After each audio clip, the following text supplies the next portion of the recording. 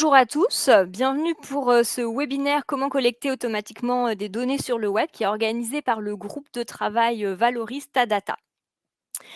Le groupe Valoris alors d'abord, on va vous parler de ce groupe Valoris Tadata pour que vous sachiez, qu'est-ce qu'on fait dans ce groupe et aussi si vous voulez vous y joindre et ensuite, on passera directement au vif du sujet avec, nos invités. Donc le groupe Valoris Tadata, en fait, c'est un groupe, qui sert à apprendre ensemble et s'inspirer les uns des autres, notamment pour développer, partager, diffuser des compétences liées aux usages de la donnée, à la compréhension de son écosystème. On a des données, qu'est-ce qu'on en fait? Bah, nous, c'est là où le groupe, Valoris Tadata, intervient. On a 4 actions qui sont menées dans ce groupe. Donc la première action, c'est des partages d'expériences entre praticiens de la donnée, notamment au travers de webinaires comme ce webinaire, qu'on vous propose aujourd'hui. Il va y avoir des ateliers d'initiation à la visualisation de données à travers la pratique qui seront en présentiel. On va aussi proposer des formations et dans un monde idéal, on vous proposera aussi un concours de visualisation de données du genre, hackathon ou DataVis, ou autre chose.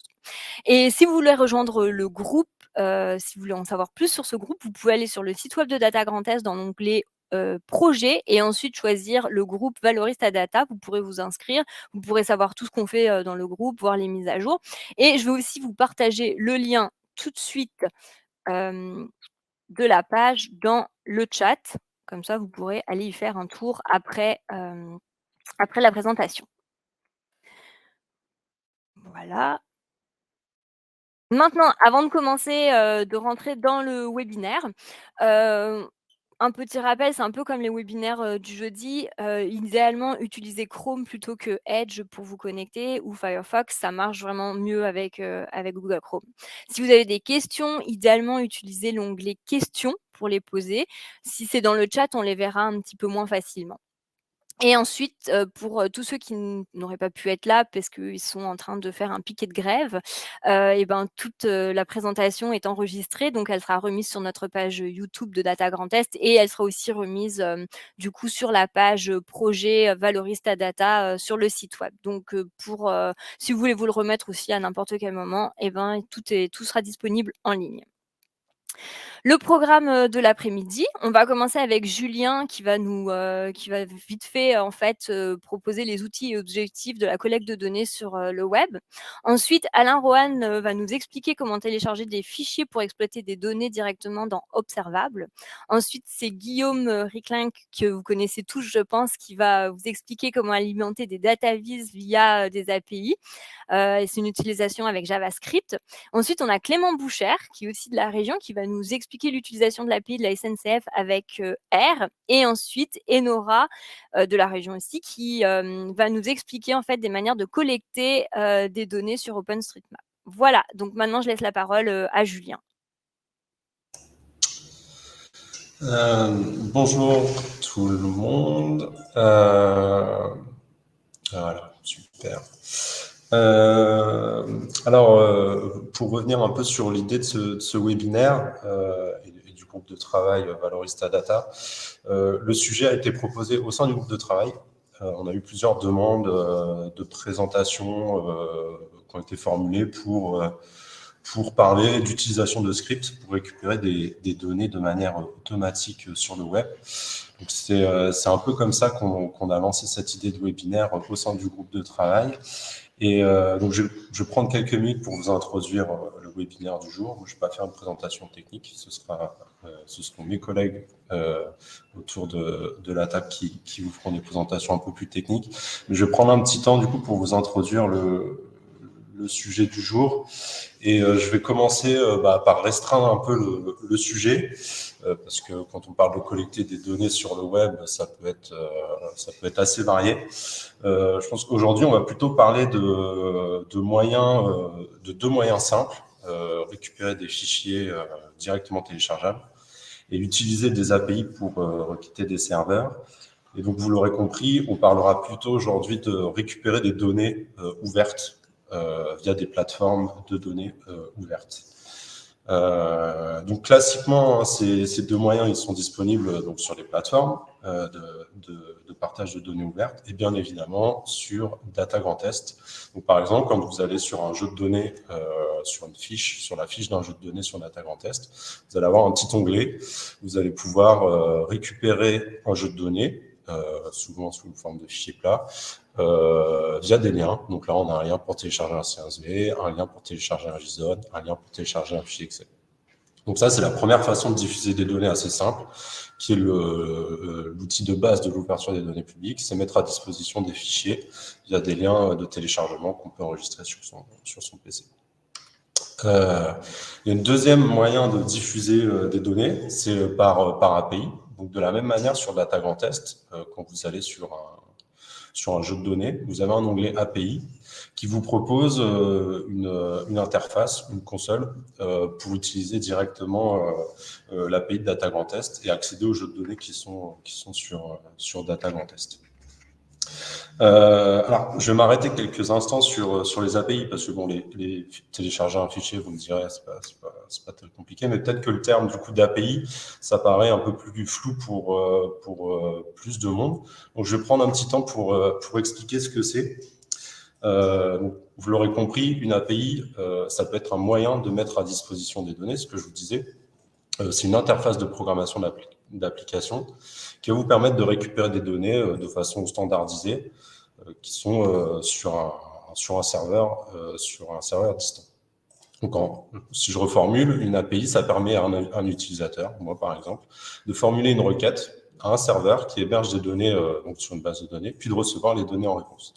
Alors, je vous ai préparé un petit schéma pour bien comprendre ce système. Ce qu'il faut bien comprendre, c'est que l'API, elle va vous servir d'intermédiaire entre vous et un serveur. Donc, et ça va se faire en gros en 3 étapes. Donc, par exemple, moi, Julien, j'ai développé un programme qui va utiliser les données sur le grand hamster. Et ces données sur le grand hamster, elles sont hébergées chez Data Grand Test.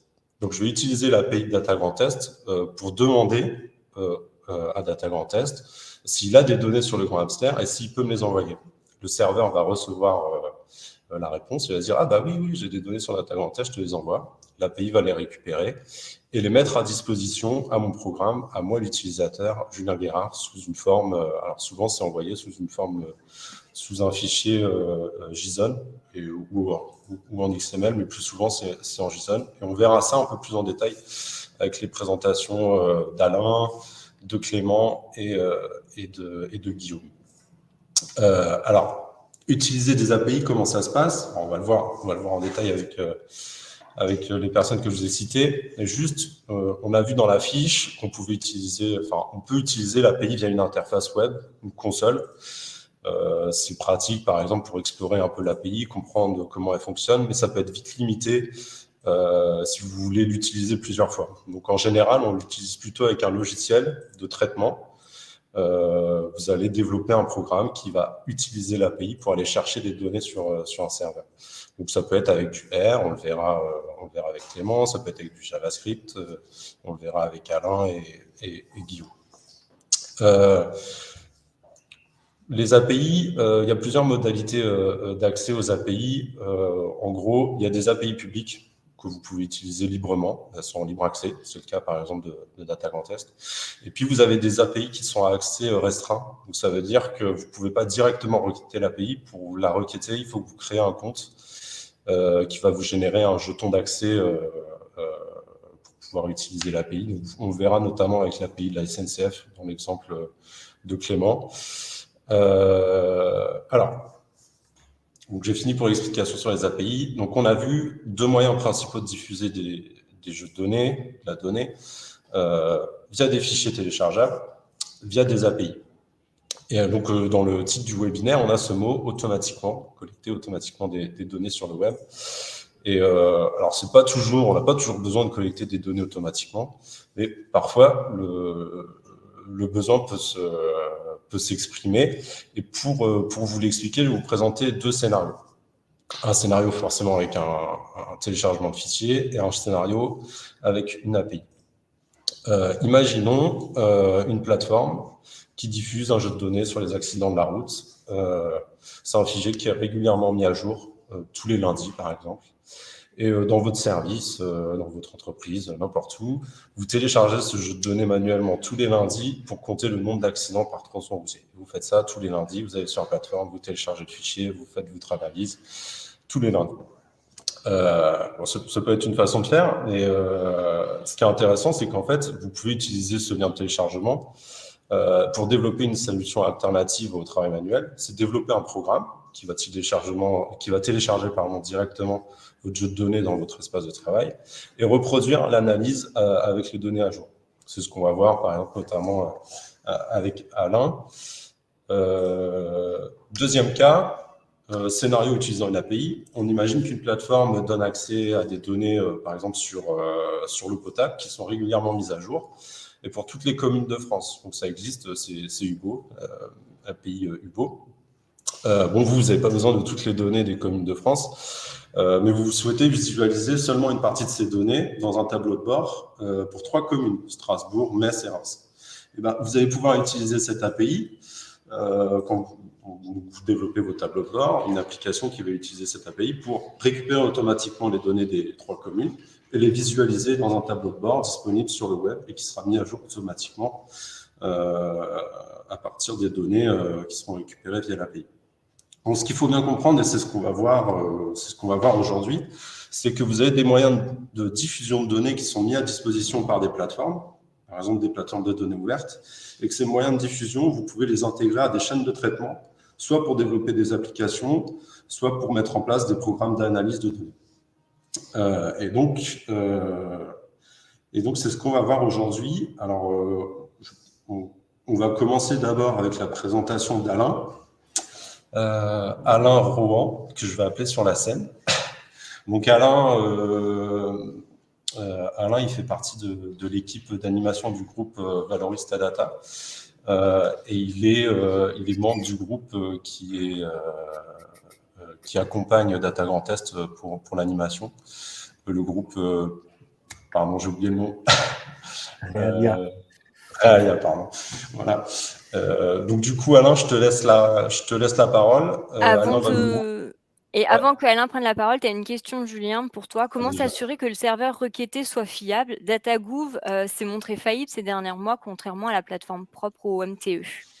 Alors, je comprends la question comme, en gros, il y a un service qui est à disposition, le service n'est plus disponible, et donc du coup, on ne peut plus récupérer les données.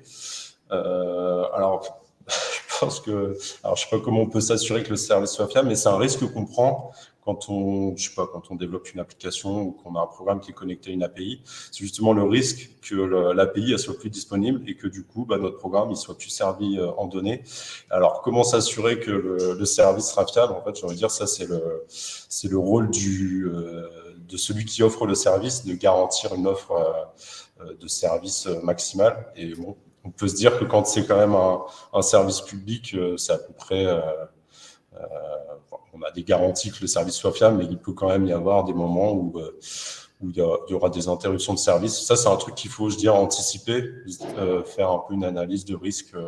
Si je fais reposer toute mon application sur des API qui vont chercher des données un peu partout ailleurs, il y a un risque à un moment, un jour, parce que je ne sais pas, il y a une maintenance, le service n'est plus dispo, que vous n'ayez plus de données ce jour-là dans votre application. Merci.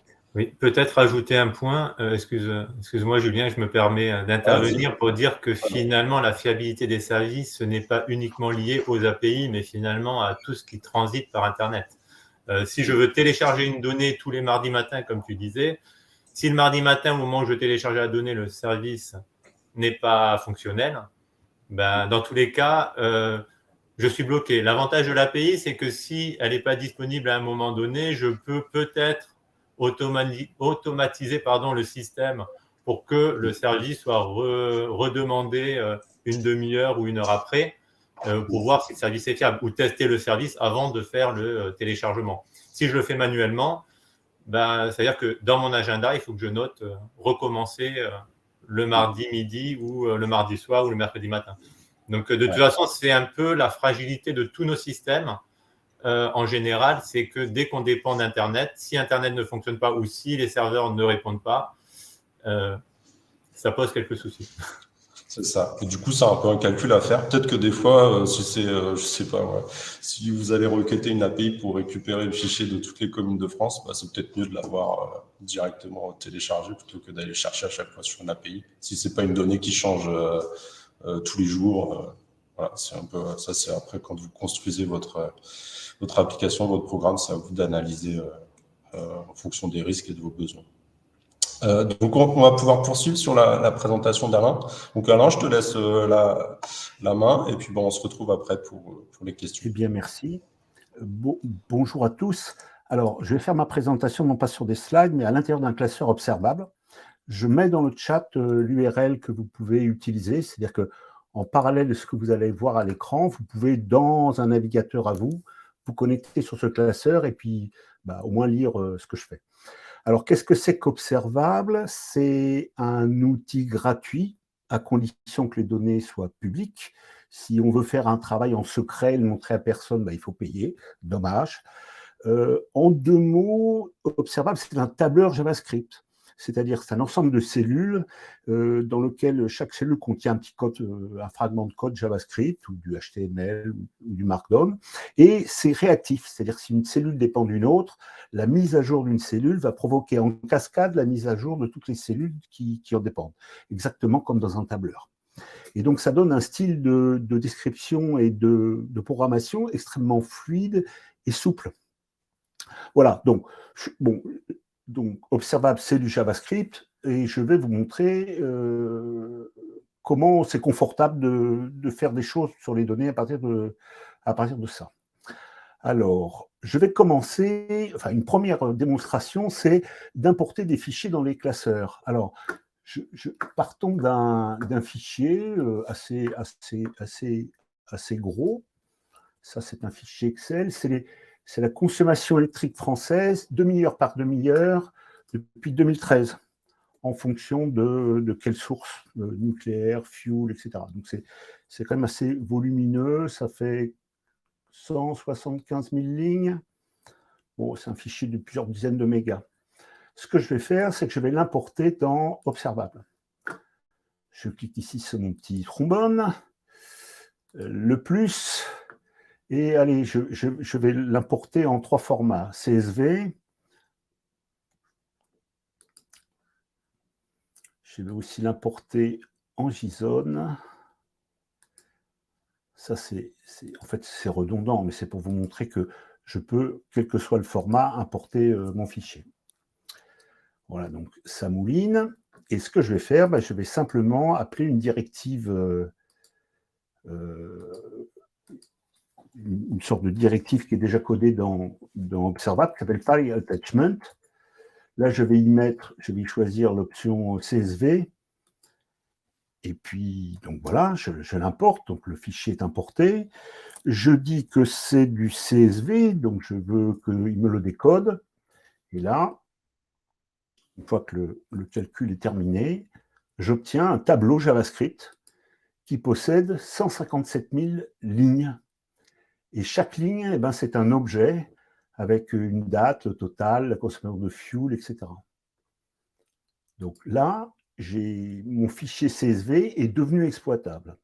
Mais les plus attentifs d'entre vous vont dire « Ouais, mais attendez, là, c'est pas terrible parce que les totaux, là, tout ça, c'est des chaînes de caractères, donc c'est pénible, ça va pas être facile pour calculer des sommes, les choses comme ça. » Alors, c'est vrai. Alors, il y a un dispositif qui est prévu dans la procédure d'importation, c'est de dire que je veux qu'il essaye de me deviner les types des données.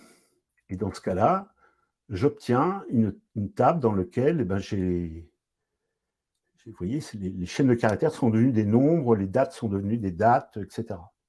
À tel point que c'est pratiquement directement utilisable. Et alors, je vais même vous en faire la démonstration sous cette forme-là, parce qu'il est gentil comme tout. Si ici j'appuie sur ce bouton-là d'importation,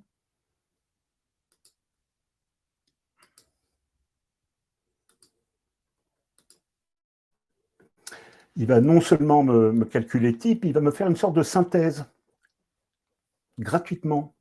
Donc, pour chaque colonne, il me donne une sorte de petit diagramme en barre qui va donner le plus petit, le plus grand. Donc là, c'est de 2011 à 2020, je crois. Il me donne la courbe de distribution des totaux, des consommations de fuel, de charbon, etc. Et alors, cerise sur le gâteau, je peux naviguer dans ce tableau, mais je peux aussi sélectionner, par exemple, où se trouvent les pics de consommation nucléaire. C'est-à-dire, si je sélectionne un intervalle de valeur ici, il va automatiquement me filtrer toutes les données qui correspondent à ce pic de consommation nucléaire. Voilà. Alors, si je suis vraiment très vaillant et que je veux me la péter un peu, je peux même lui demander de me faire par exemple, des petits schémas. Donc, je vais lui dire, voilà, donne-moi, s'il te plaît, un area chart. Donc, si je mets le nom de la source de données, électricité 2, je mets la date et je mets ici le total, et ben, l'environnement observable va gentiment c'est une courbe si je ne fais pas de faute d'orthographe. Voilà. Ça, c'est la consommation demi-heure par demi-heure de 2012 à 2020. Pas mal, non? Alors, je peux faire la même chose en JSON. Donc, je vais ici, pareil, je vais faire un file attachment. Il me le complète. Je vais dire que je veux du JSON. Je lui spécifie que c'est bien du JSON. Et voilà, mes 15 000 objets sont récupérés dans le classeur. Pareil, donc j'ai ici, là, il me recharge des chaînes de caractères, donc il faudrait que je fasse la même astuce. Et alors, fin de la démonstration, je peux aussi faire ça en Excel, ce qui est quand même assez pratique dans beaucoup de cas, puisque je n'ai pas besoin de passer par des formats textuels type CSV ou autre.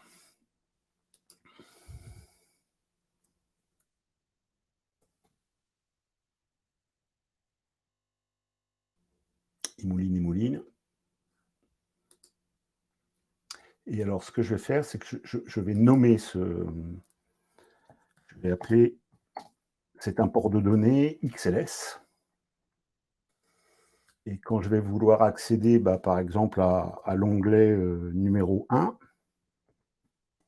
feuille numéro 1 de mon classeur Excel, j'y active comme ça. Et là, je vois encore mes 157 000 lignes, mais cette fois-ci à la Excel, c'est-à-dire j'ai ici le nom des colonnes, qui sont par défaut les colonnes alphanumériques d'Excel.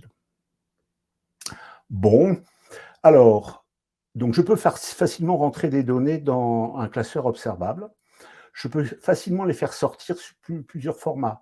Dès que j'ai les données quelque part, si je clique ici, il me propose de les télécharger en CSV ou en JSON. Donc ça, c'est une possibilité. Mais on peut aussi considérer que certaines images, par exemple celle-ci, soit je peux la télécharger en PNG, sur une image avec des pixels, soit en image vectorielle sous la forme de SVG, pour par exemple être réutilisée dans un document où la taille pourra être variable. Et alors, il y a une dernière possibilité très amusante et très intéressante d'observable, c'est qu'on peut aussi exploiter les données en les embarquant dans un site web. Donc, c'est un procédé où, en fait, si j'ai une cellule nommée, je peux ici dire je veux l'embarquer, je choisis les cellules que je veux embarquer, je fais copie et je le colle dans l'HTML d'un site web et hop, ça me fait une animation. Alors, j'en ai une ici, là, c'est mon propre site web perceptible. Ce que vous voyez là, les trucs qui bougent, c'est en fait un classeur observable. Donc, la seule chose que j'ai à faire depuis mon site web, c'est d'embarquer un iframe qu'il m'a donné gentiment. Bon, donc ça, c'est pour l'import de données. Regardons maintenant l'utilisation des API. Alors, les API, c'est évidemment le niveau au-dessus, c'est bien plus pratique et bien plus confortable. Pourquoi? D'abord parce que ça permet de sélectionner des enregistrements utiles. Si j'ai un fichier de données de data grand test et que je ne veux que la ville de Nancy, je peux simplement, lors de la requête, dire ne me donne que les lignes qui correspondent à Nancy. Donc là, gain énorme. Je peux aussi demander à l'API, alors selon sa sophistication, elle peut m'autoriser à trier les données avant même de me les renvoyer, ce qui peut être extrêmement confortable dans mes traitements. Elle peut également, l'API, me les transmettre par paquet. Souvent, quand on est face à des grands volumes de données, quand on dépasse mettons les 100 000 ou au-delà, il n'est pas raisonnable de demander la transmission en un seul paquet. Ne serait-ce que parce qu'une interface homme-machine, souvent, elle n'a pas besoin des 100 000 données. Elle en a besoin que de ce que l'utilisateur est en train de regarder. Donc ça peut être très pratique pour optimiser la bande passante et puis le temps de traitement. Alors, par contre, ça donne à l'application un contrôle fin de qu'est-ce qu'elle veut et qu'est-ce qu'elle montre. Et puis, dernier bénéfice, qui n'est pas le moindre, c'est que c'est toujours à jour. Si je ferme ce classeur observable et je le réouvre, eh bien, ça pourra refaire une requête et me fournir les données. Enfin, pour revenir à une des questions qui a été posée à Julien tout à l'heure, sur l'API qui ne répond pas, il y a également des stratégies consistant à mémoriser, cacher les dernières requêtes qui avaient été réussies et de fournir à l'utilisateur avec un warning le fait que, voici ce que je peux te proposer, sachant que c'est les données d'avant-hier ou de la semaine dernière. Alors, on va faire un petit essai en prenant des données, je vais utiliser des données Natura 2000. Donc ici, je suis sur le site Data Grand Est. Ici, je clique sur API. Bon, je passe les détails, mais en gros, ici, je peux choisir plein de paramètres. Mais si je sélectionne cette URL et que je la copie et que je reviens dans mon classeur observable, il me suffit de mettre l'URL ici, dans le champ qui va bien, et puis je peux faire une requête. Alors, ici, je vous fais une version requête en JavaScript. C'est une sorte de petit code, fetch, le nom de l'URL, réponse, etc. N'empêche que ça marche parfaitement. Ça me renvoie un objet JavaScript qui me dit que ça a réussi, ça m'a renvoyé une ligne, et voici l'objet. Donc, c'est un objet contenant une seule ligne avec des données, non, même pas données géographiques, c'est des données textuelles. Alors, essayons sur un truc un peu plus volumineux, l'indice de qualité de l'air.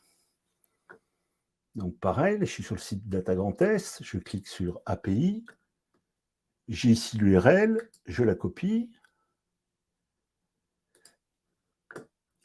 Et ici, je reviens dans mon classeur, je mets ici l'URL, et là, je vais utiliser une forme un peu abrégée de la requête.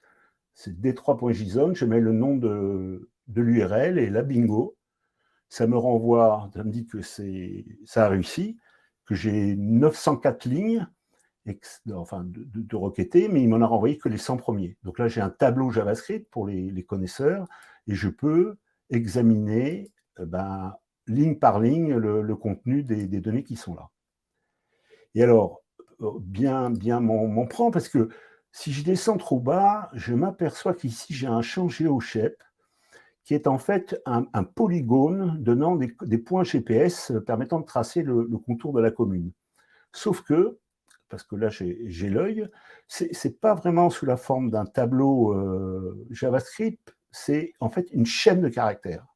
Alors, c'est un format qui convient à beaucoup d'outils, mais pas en JavaScript, ça ne va pas être pratique.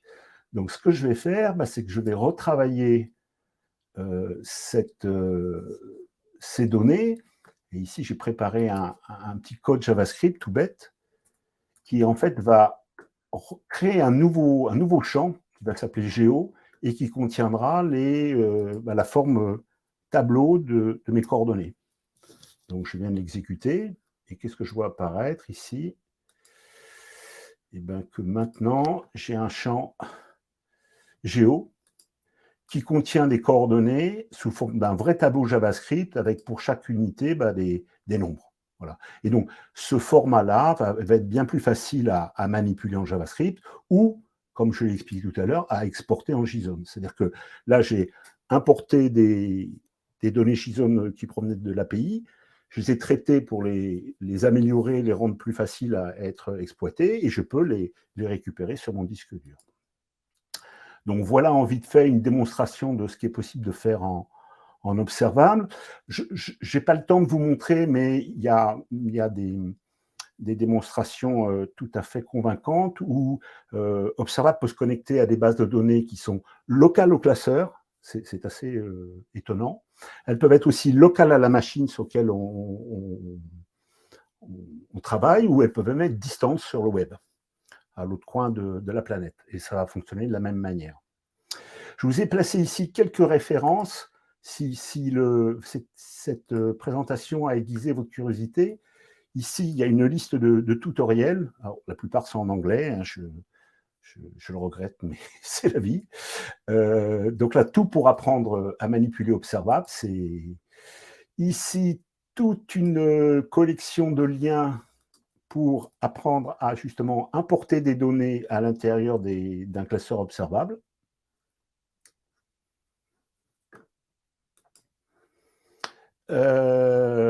Des références vers comment importer de l'Excel, comment importer des datasets, et je vous ai mis un lien vers celui que je considère comme le français cartographe rockstar d'Observable HQ, un certain Nicolas Lambert, que peut-être certains d'entre vous connaissent.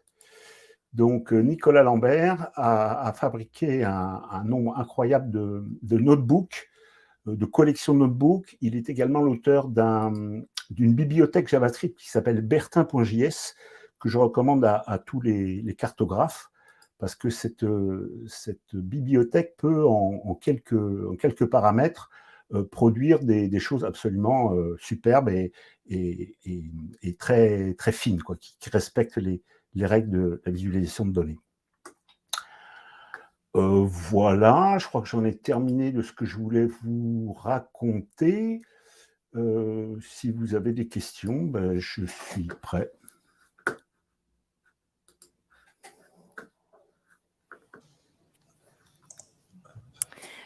Oui, il y a Mathilde Gachard qui demande comment apprendre le langage JavaScript pour pouvoir récupérer les données. Ce qui pourrait être une première étape, effectivement.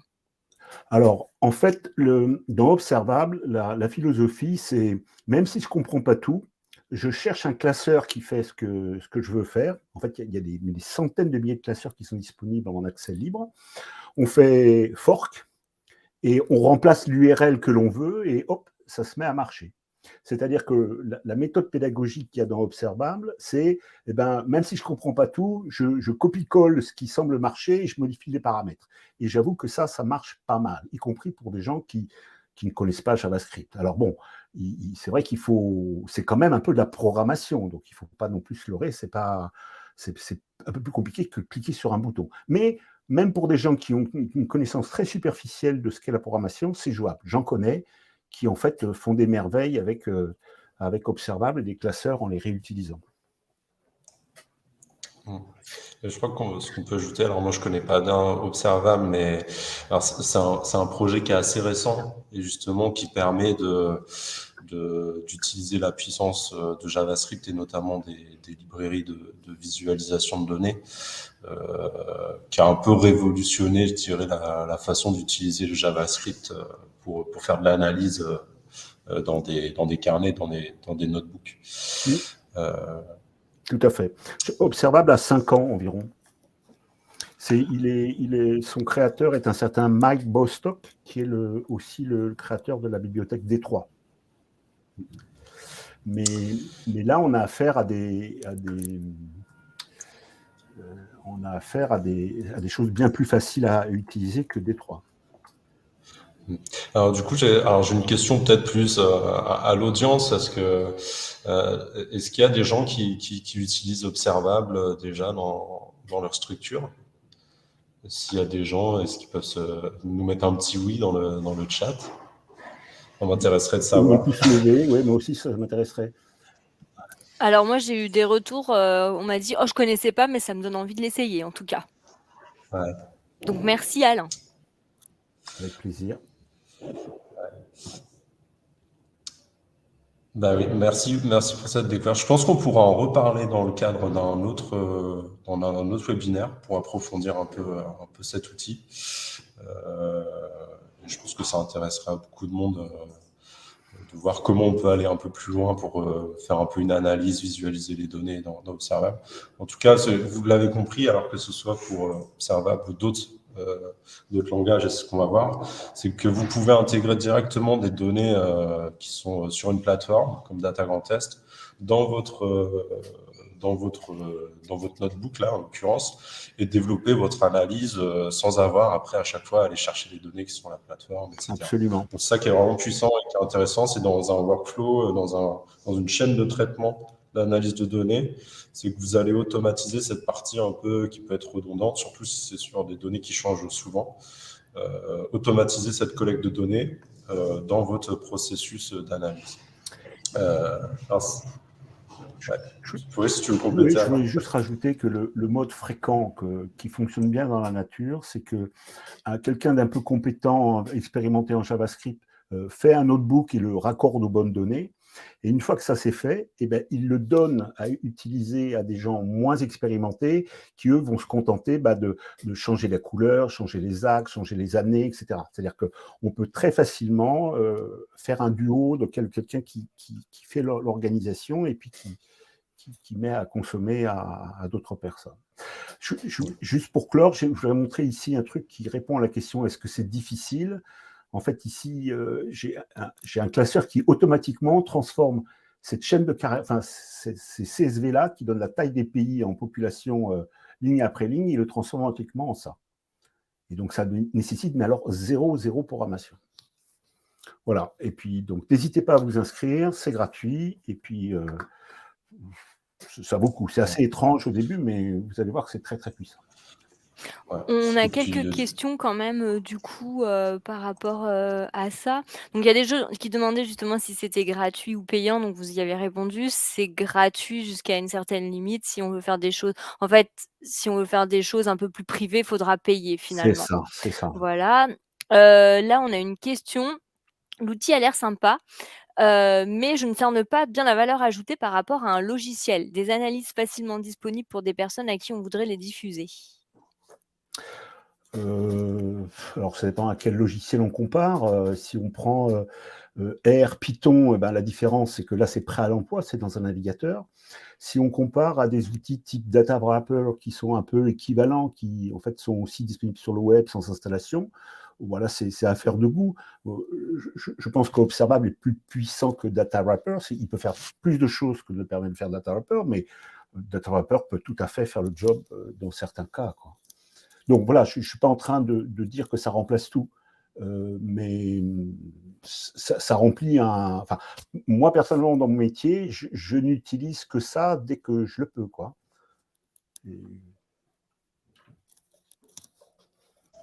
Ouais, et puis l'intérêt de ce genre d'outil, c'est ce qu'on disait tout à l'heure, c'est quand on est vraiment dans une logique de développer une chaîne de traitement. Ça va être difficile à faire avec des outils type Data Wrapper ou des tableurs. Oui. Et c'est tout l'intérêt de ces notebooks, d'utiliser des langages pour analyser les données, c'est que vous allez pouvoir enchaîner les traitements, l'exploration des données, en mêlant du code, la visualisation. Et c'est là que c'est intéressant, c'est de pouvoir faire ces allers-retours en matière d'exploration. Et après, du coup, la seule limite que vous avez, en fait, c'est votre maîtrise du langage. Et c'est ça qui va vous permettre d'aller de plus en plus loin dans ce que vous voulez faire, à l'inverse de logiciels où vous allez avoir un ensemble de fonctions prédéfinies qui vont vous aider à faire des choses très bien, très facilement, et c'est aussi intéressant. Et du coup, là, on est dans une autre approche plus chaînée de traitement et d'analyse de données. C'est ça, je dirais, la différence. Et on va le voir après avec d'autres présentations, notamment Clément, dans R. Donc, c'est cette idée qu'on va développer aussi tout au long du webinaire. Alors, je vous propose, Et en s'il n'y a pas d'autres questions. Si, il y en a d'autres. Alors, il y en a une, elle fâche peut-être un peu, c'est l'hébergement de cet outil. Il est où? En France, en Europe, aux États-Unis? Où c'est que transitent les données que nous manipulons? Alors La réponse est, c'est hébergé aux États-Unis sur AWS, Amazon. Il est possible pour les gens qui ont de l'énergie de l'héberger localement, mais ça demande beaucoup de travail, quoi. Il y a notamment, on peut disposer d'un runtime que l'on peut downloader. Je connais des gens qui le font, notamment Airbus a fait des essais. Donc voilà, mais c'est beaucoup, beaucoup plus compliqué. Ok. Et considérez-vous que Jupiter est une alternative libre à Observable qui est gratuit, mais pas libre?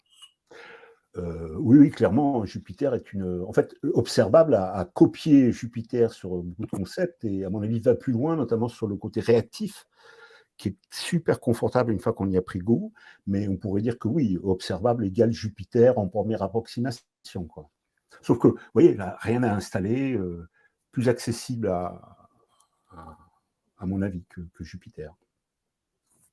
Ce que je n'ai pas mentionné, que je vois dans le chat, c'est que c'est collaboratif, c'est-à-dire que ce que vous voyez là, vous pouvez, plusieurs mains peuvent travailler sur le même classeur simultanément. Et ça, c'est assez bluffant et ça peut être très utile dans certaines applications. Merci beaucoup. Il y a encore des questions qui arrivent, mais ce qu'on fera, c'est que on essaiera de faire une petite FAQ après le webinaire pour répondre aux questions qu'on n'aurait pas eu le temps de répondre pendant le webinaire. Donc, vous inquiétez pas, on essaiera de répondre à toutes vos questions, même si on ne répond pas là tout de suite maintenant en direct. Voilà, comme ça, on va pouvoir enchaîner. Ouais. Et puis, si vous voulez creuser le sujet, vous pouvez rejoindre le groupe de travail. On se réunit Absolument. pour parler de la programmation des prochains événements. Donc, si vous voulez qu'on parle d'Observable et vous militez pour, n'hésitez pas à nous rejoindre. Donc, merci beaucoup, Alain. C'était top. Donc, on va poursuivre notre journée de découverte avec Guillaume. Guillaume, peux-tu monter sur scène, s'il te plaît? Merci. Guillaume, que vous connaissez tous, mais bon, je pense que tu peux te présenter, parce qu'on est quand même peut-être 128, donc il y a peut-être des gens qui ne t'ont jamais vu.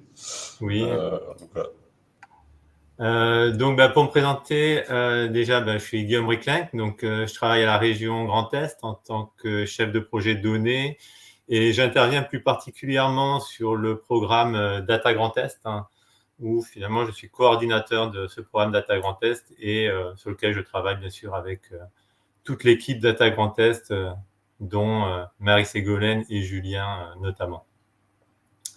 Alors, petite parenthèse peut-être par rapport à ce qui a été dit précédemment.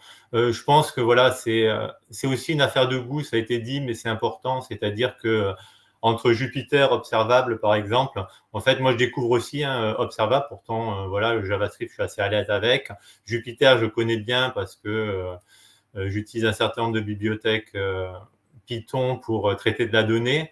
Et finalement, je pense que c'est avant tout une affaire de goût, c'est-à-dire que ceux qui sont plus confortables avec Python vont aller vers du Jupiter, ceux qui sont confortables avec du JavaScript vont aller vers Observable. L'important, je pense que c'est vraiment de trouver des outils qui soient adaptés à nos besoins, à nos profils, à l'usage qu'on a. Et puis, il y a aussi la notion qu'évoquait, il me semble, Julien, d'évolutivité, c'est-à-dire qu'aujourd'hui, j'utilise un outil un peu clé en main et demain, progressivement, ça va m'amener à aller vers des choses un peu plus complexes, un peu plus précises dans mon travail sur la donnée.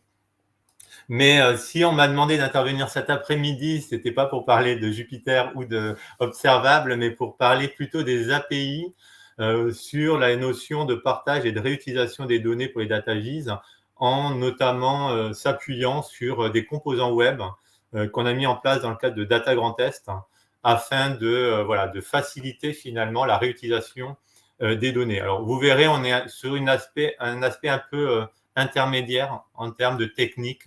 Il faut un peu de technique, mais malgré tout quelque chose d'assez accessible pour des personnes qui sont, on va dire, sensibilisées à la donnée et qui ont un léger bagage un peu informatique ou qui s'intéressent à la programmation et qui, du coup, vont vite prendre en main ce type d'outils. Alors, de façon à ce que ma présentation soit un peu, pas consistante, c'est pas ça l'objectif, mais disons, constituer un tout pour quelqu'un qui voudrait parcourir la présentation.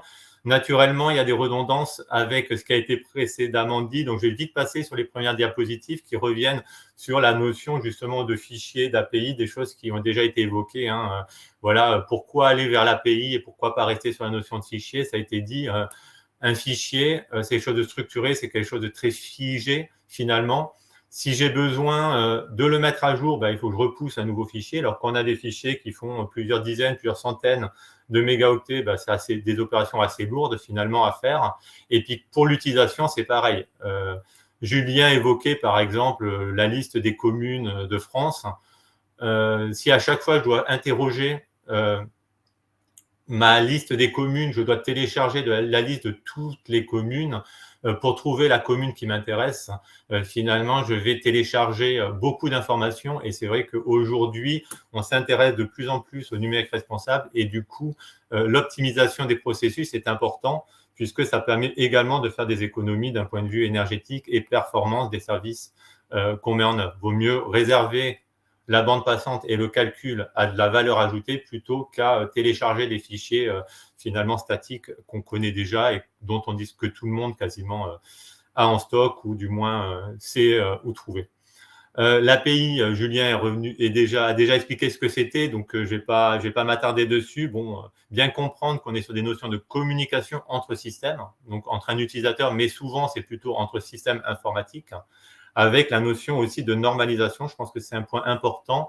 Généralement, quand vous allez trouver une API, il y aura une documentation. Souvent, elles sont autogénérées, ce qui leur donne aussi une sorte d'homogénéité, de compréhension, mais finalement, cette API qui est normalisée, finalement, sera plus facile à utiliser. Avec également la notion de fonctions qui vont permettre d'interagir finalement avec les données. Donc voilà, donc là, ça a été déjà présenté. Une API, c'est quoi? Finalement, c'est un URL d'accès aux données avec des paramètres qui permettent de filtrer, de trier, d'interagir avec la donnée. Donc, sur cette slide, vous retrouverez finalement les liens déjà évoqués précédemment qui renvoient notamment vers la plateforme Data Grand Test avec l'interface qui permet de tester les API et puis des URL qui permettent de réutiliser réellement les API. À noter que sur les API, souvent, on a tendance à pas en prendre conscience ou du moins historiquement, finalement, on parlait très peu d'API dans le monde de la géomatique. On parle beaucoup de flux, de services web ou de web services. Et finalement, quand on regarde les flux, les web services sont des API. C'est un flux WFS finalement. Dans les paramètres, je vais pouvoir demander le type de retour que je veux. Est-ce que je veux des données au format XML, au format CSV, au format JSON ou GeoJSON? Je vais pouvoir filtrer finalement mes données via des paramètres dans l'URL. Donc, un flux type WFS va, par exemple, correspondre à une API. Donc, ça, c'est aussi une grande richesse qu'on a dans nos outils et notamment sur des catalogues comme Data Grand Test ou via les flux, qui soient au format plutôt JSON ou via des flux au format WFS, finalement, ça nous donne un accès à un grand nombre d'informations. Alors, je souligne aussi l'existence du portail api.gouv.fr parce que je pense que c'est une mine d'or. Alors, la seule critique, si j'ose dire, que je ferai et qu'on a aujourd'hui dans l'utilisation des API, la difficulté, c'est qu'on n'a pas d'homogénéité entre API. C'est-à-dire que finalement, pour chaque API, on va avoir un fonctionnement, une description qui est un peu spécifique. Alors, des fois, on a des recoupements, donc ça facilite les choses, mais globalement, chaque API, finalement, va vivre sa vie. Et du coup, c'est peut-être ce qui manque au niveau national. Et c'est là où il faudrait, je pense, avoir plus de valeur ajoutée. C'est pour prendre un exemple concret. Si je veux filtrer une donnée sur la commune, dans une API, on va me dire que il faut que je filtre sur un paramètre qui va s'appeler code commune. Et mon code commune, c'est quoi? C'est mon code INSEE. Sur l'API d'à côté, ce code commune, finalement, le paramètre va s'appeler INSEE. Sur l'API d'à côté, ça sera code INSEE. Donc, c'est-à-dire qu'à chaque API, finalement, je réapprends un langage et d'où l'importance d'avoir des API bien documentées pour savoir finalement trouver facilement quel paramètre activer en fonction de la donnée que je cherche. Dans Data Grand Test, par contre, on a une logique un peu différente. Les API sont peut-être un peu moins riches mais globalement, on essaie quand même de standardiser les choses, c'est-à-dire que toute donnée publiée, au-delà de la documentation, d'avoir des éléments de consultation, des éléments d'exploration de la donnée, des éléments aussi d'export, donc de téléchargement, puisque la plupart des données sont téléchargeables dans différents formats. On a aussi une API, et l'API, généralement, respecte une structure assez similaire. Alors, bien sûr, en fonction de la structure de la donnée, on peut avoir des différences, mais globalement, on essaie d'avoir quelque chose d'assez homogène pour faciliter la réutilisation. Et je pense que, justement, dans les API, ce langage commun, finalement, est un axe important, est un élément important de la réutilisation des données. Donc voilà, donc copie d'écran simplement avec, une slide simplement avec des copies d'écran pour montrer un peu illustrer la plateforme. Hein. Là, on voit justement le catalogue, documentation, on peut faire des graphiques pour explorer la donnée. On peut avoir accès à une interface d'API que tout à l'heure Julien a montré également dans sa présentation.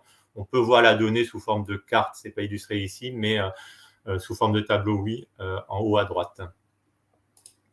Donc maintenant, si on en vient à la première problématique de la data vise, en fait, le constat début 2021, alors sans avoir fait une étude très précise de tous les outils disponibles, globalement, le constat qu'on a fait au niveau Data Grand Est, c'est que, alors c'est très caricatural, hein, vous m'excuserez pour être aussi tranché, mais c'est assez schématique. D'un côté, on avait des solutions plutôt clés en main, des solutions robustes, mais assez monolithiques finalement. Alors j'ai cité des outils, notamment des outils propriétaires. Il y a aussi des outils libres, hein, Metabase et autres qui existent, un peu du même type, où finalement on a des choses assez monoblocs. C'est des outils pour faire de la data vise, mais pour construire des tableaux de bord. Donc on construit un tableau de bord. Pour construire ce tableau de bord, souvent en 2021, début 2021 du moins, il fallait intégrer la donnée dans une base de données locale, enfin locale au serveur qui héberge cet outil.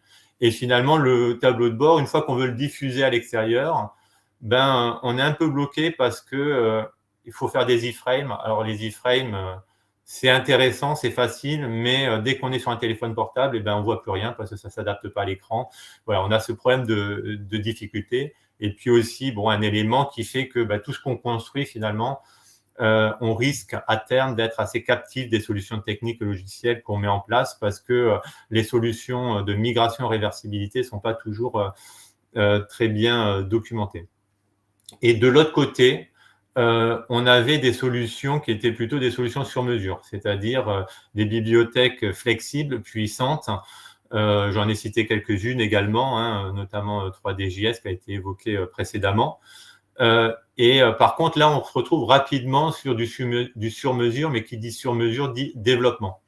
À chaque fois, on redéveloppe finalement un tableau de bord, une application. Alors bien sûr, dans les développements, si la personne qui développe fait bien les choses, elle peut réutiliser une fois sur l'autre ce qu'elle fait, mais malgré tout, on a des déploiements un peu plus longs et à mettre en œuvre et un peu plus complexes. Du moins, ça c'est un constat qui a été fait fin 2020, début 2021. Aujourd'hui, clairement, toutes les solutions vont de plus en plus vers de l'APIsation, des facilités de réutilisation de données. Donc, ce conseil est un peu moins valable. Mais en tout cas, quand on a commencé à travailler sur la problématique de la data vise dans Data Grand Est, avec l'idée de mettre en place des composants web, on avait quand même assez fortement identifié ce constat. Donc, l'approche composant web, finalement, c'est quoi? C'est un peu l'idée de se retrouver dans un système intermédiaire. Alors, bien sûr, il y a la démarche exploratoire qui nous intéressait en termes d'innovation, de curiosité intellectuelle. Mais au-delà de ça, c'était se dire, est-ce qu'on ne peut pas avoir des solutions de data vise qui permettent de découpler la donnée de sa représentation? D'un côté, on a un composant qui va représenter la donnée, et de l'autre côté, finalement, on a des données disponibles sous forme d'API, de flux, et on interconnecte l'un à l'autre, finalement, quelle que soit l'API. On n'a pas de prérequis forts sur la source de données. On en a bien sûr des prérequis, on en a toujours, mais on essaie comme ça d'être assez polyvalent. L'autre élément, c'était de se dire, on a des éléments qui sont réutilisables et qui vont être plutôt dans une logique de paramétrage. on est sur un composant web qu'on va paramétrer pour l'adapter à ce qu'on veut obtenir au regard d'une source de données. On n'est pas dans du développement à proprement parler. Et un dernier élément qui est important pour nous, c'était d'avoir des solutions qu'on puisse intégrer facilement dans un site existant. C'est-à-dire, si on a un EPCI qui souhaite sur la page, sur une des pages de son site, sur la page d'accueil ou ailleurs, mettre un graphique pour représenter l'évolution d'une donnée, je ne sais pas, l'évolution de la quantité de déchets collectés chaque mois ou ce genre de choses, ben de se dire on peut l'intégrer dans une page sans avoir besoin de faire une page spécifique pour un tableau de bord ou sans avoir besoin de tout casser. Et donc, au final, ces composants web se présentent comme une librairie JavaScript. Alors ici, je ne vais pas vous expliquer comment on développe une librairie JavaScript. Justement, le composant web, c'est s'extraire de la logique de développement pour pouvoir avoir finalement quelque chose d'un peu clé en main. Cependant, on a quand même des éléments techniques à prendre en compte. Donc là, juste un schéma récapitulatif de ce que j'ai dit précédemment. D'un côté, on a le fournisseur de données, donc on est indépendant de ce fournisseur. Il fournit la donnée via une API.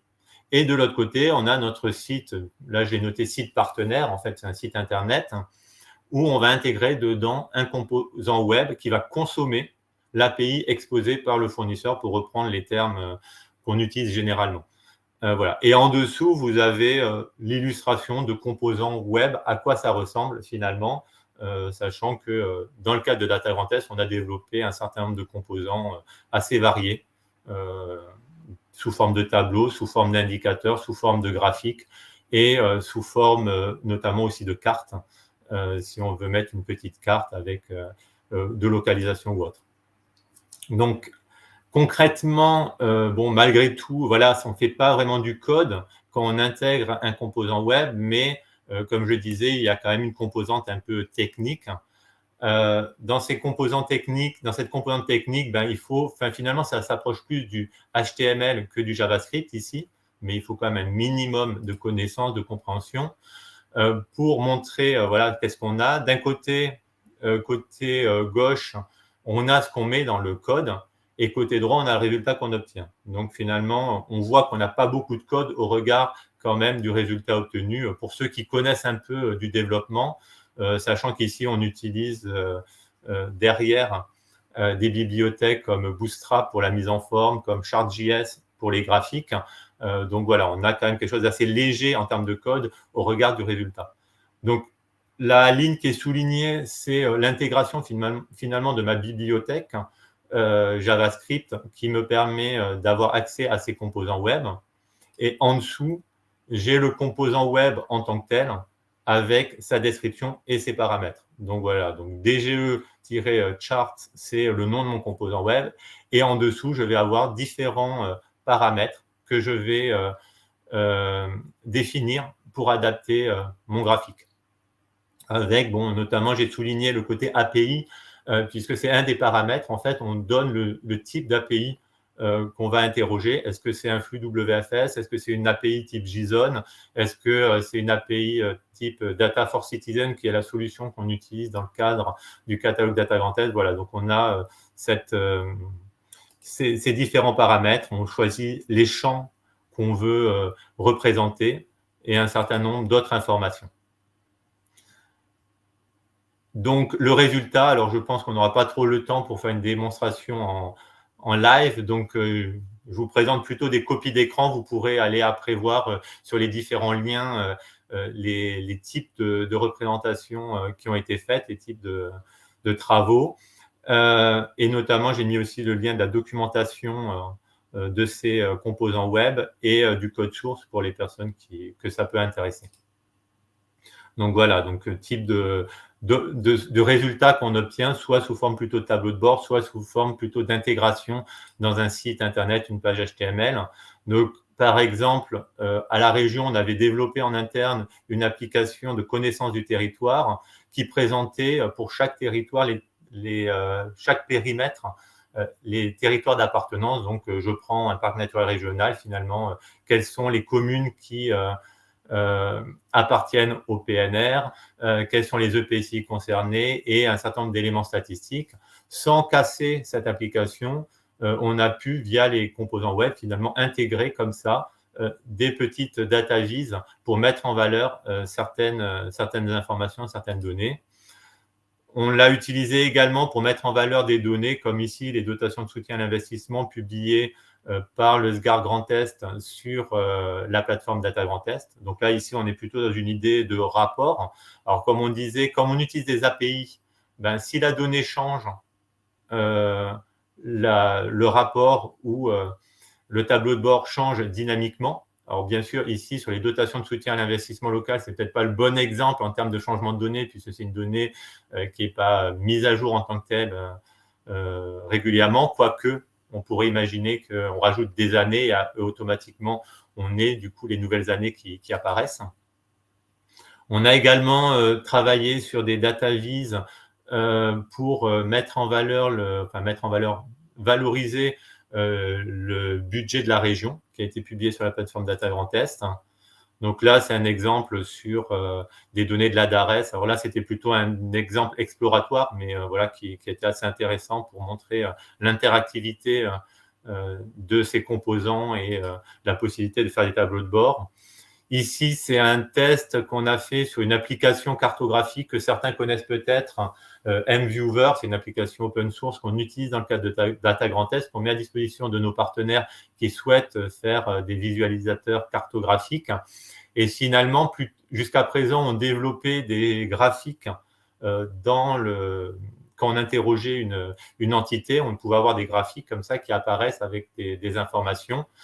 Et pour montrer un peu le rapport, ben, on a remplacé 75 lignes de JavaScript par 10 lignes de HTML pour mettre en avant finalement ces données et avoir un résultat similaire. Bon, après, voilà, dans les composants web, le paramétrage du CSS, la mise en forme peut être un peu plus limité, mais en tout cas, on a des résultats qui peuvent être assez intéressants. Voilà, ici un lien. Alors pour ceux qui connaissent NoCoDB ou Airtable, c'est un peu les mêmes technologies. C'était des tests qu'on a fait aussi pour montrer que finalement le composant web est réactif. Donc quelqu'un qui met à jour une table dans NoCoDB ou Airtable va automatiquement mettre le tableau de bord se met automatiquement à jour pour la personne qui le consulte.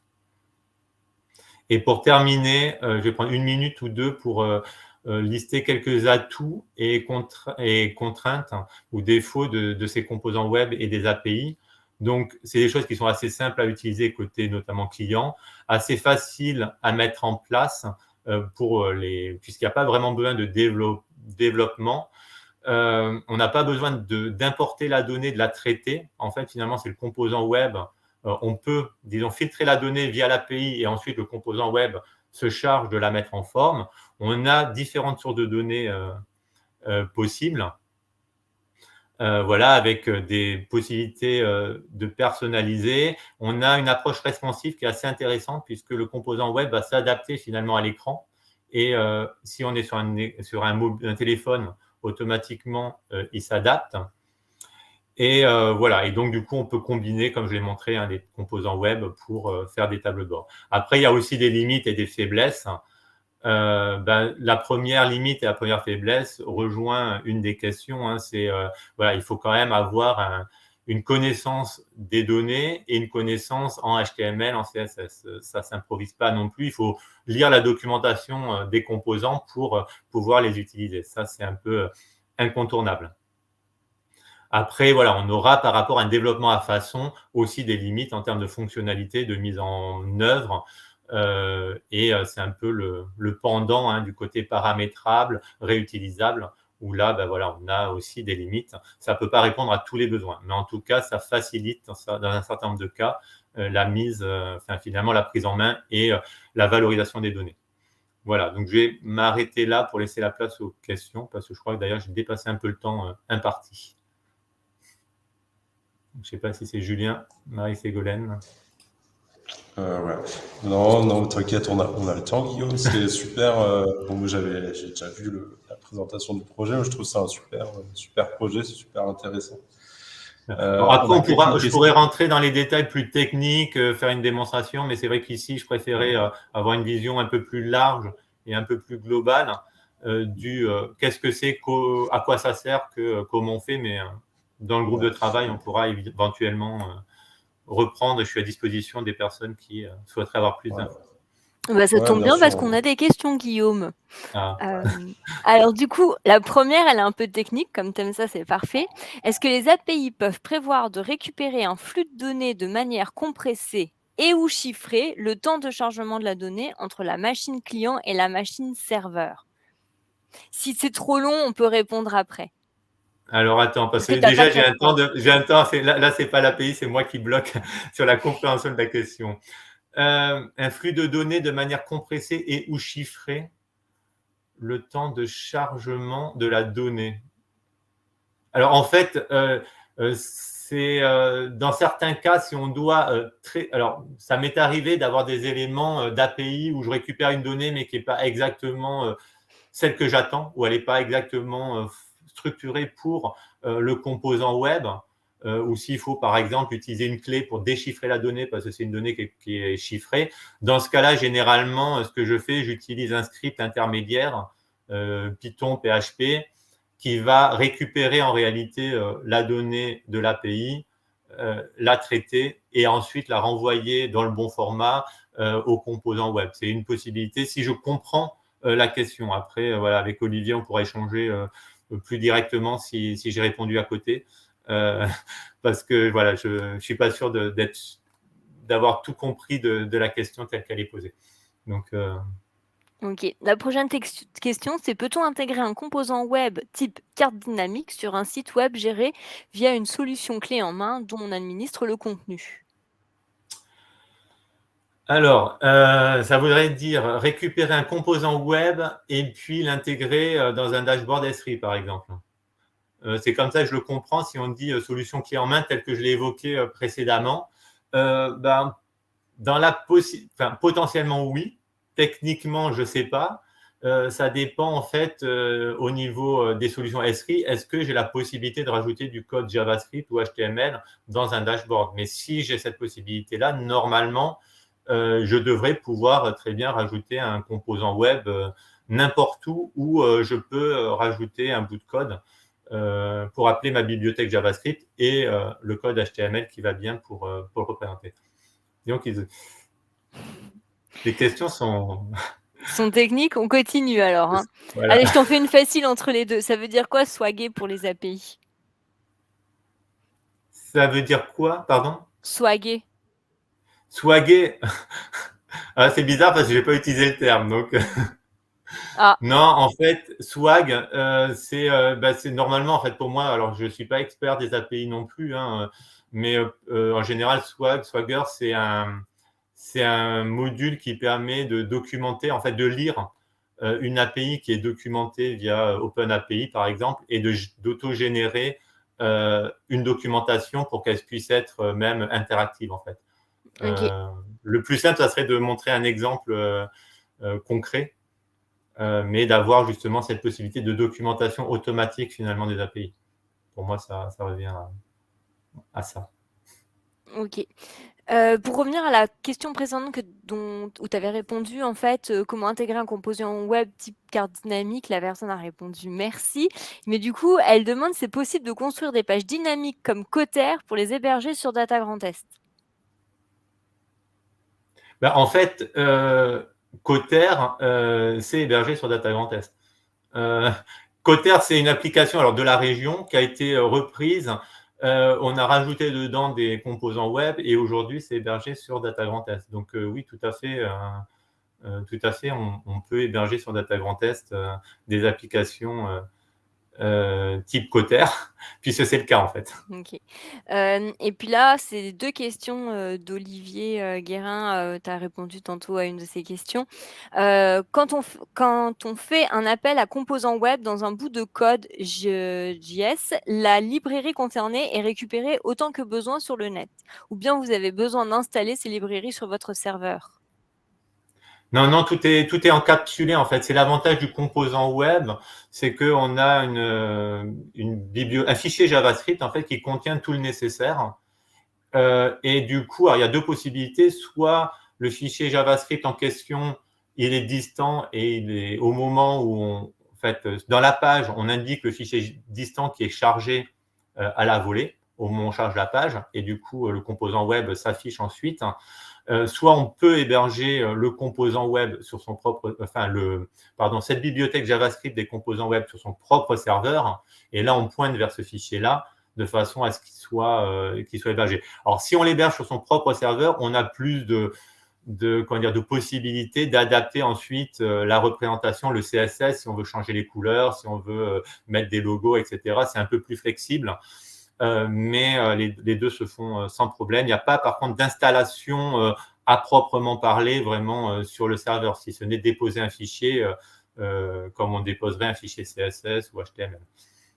Ok. Et dernière question, est-ce que le mieux n'est pas d'utiliser dans une application de valorisation des données des appels à des composants web, comme vous le citez, et des développements à façon R ou Python de manière complémentaire? Alors, après, chacun va avoir sa philosophie, chacun va avoir son approche, ça va dépendre. Là, j'ai pas de conseils à donner, entre guillemets. Si quelqu'un est seul, il n'a pas beaucoup de moyens et puis finalement, il veut faire quelques tableaux de bord avec des API qui sont en ligne ou des données qu'il a, mais voilà, il les a pas encore mises en ligne, il peut les mettre sur Data Grand Test et finalement les valoriser via des composants web en se faisant sa petite page HTML qui va bien. Alors bien sûr, après, il y a un temps d'apprentissage qui est somme limité si on a des connaissances HTML. Après, si on est dans une structure où on est 30 personnes à faire de la data visualisation sur des bases de données centralisées, etc., pour des besoins internes, là, c'est sûr que le recours à une solution beaucoup plus, beaucoup plus structurante et structurée peut être aussi nécessaire, utile et intéressante. Là, j'ai pas de ça va être plus des questions pour moi d'architecture et de fonctionnement. Mais en tout cas, il y a toutes les possibilités. Pour moi, je pense qu'il n'y a pas de solution miracle. Il faut, en fonction du langage, de sa connaissance, de son aisance finalement à naviguer dans le monde numérique, informatique, data, trouver quelque chose qui est adapté finalement aux besoins. Et après, ça n'empêche pas aussi d'évoluer et de se dire, aujourd'hui, je fais un tableau de bord avec 3 composants web parce que c'est ce qui me va bien. Et demain, si je me rends compte que c'est pas suffisant, je fais du développement à façon ou je fais ou sinon j'achète un logiciel propriétaire ou je vais vers Metabase ou l'autre solution dont le nom m'échappe, je ne sais plus maintenant, une autre solution qui est aussi open source pour faire du tableau de bord. Par contre, c'est vrai que l'exemple de la DARES, là, sur lequel je ne me suis pas trop arrêté, en fait, c'était des tests qu'on a fait, c'est-à-dire qu'on a fait des composants web avec autour du développement JavaScript pour faire interagir les composants web ensemble et rajouter des boutons dans la page. Quand je clique sur un bouton, il y a un composant web les paramètres du composant web changent et du coup, je peux appeler d'autres données ou je peux supprimer ou modifier le comportement d'un composant web à la volée via du JavaScript qui est contenu dans la page. Donc voilà, c'est là où c'est très paramétrable, malléable. On a un socle de base simple et ensuite, on peut construire autour. Mais c'est pas, je ne vendrai pas ça comme la solution ultime et la solution miracle, hein, attention. Hein. D'ailleurs, je ne vends rien du tout, pour être tout à fait honnête. C'est open source, c'est sur Internet. La personne qui s'intéresse, elle peut récupérer le code, elle peut en faire ce qu'elle veut, elle peut proposer des améliorations.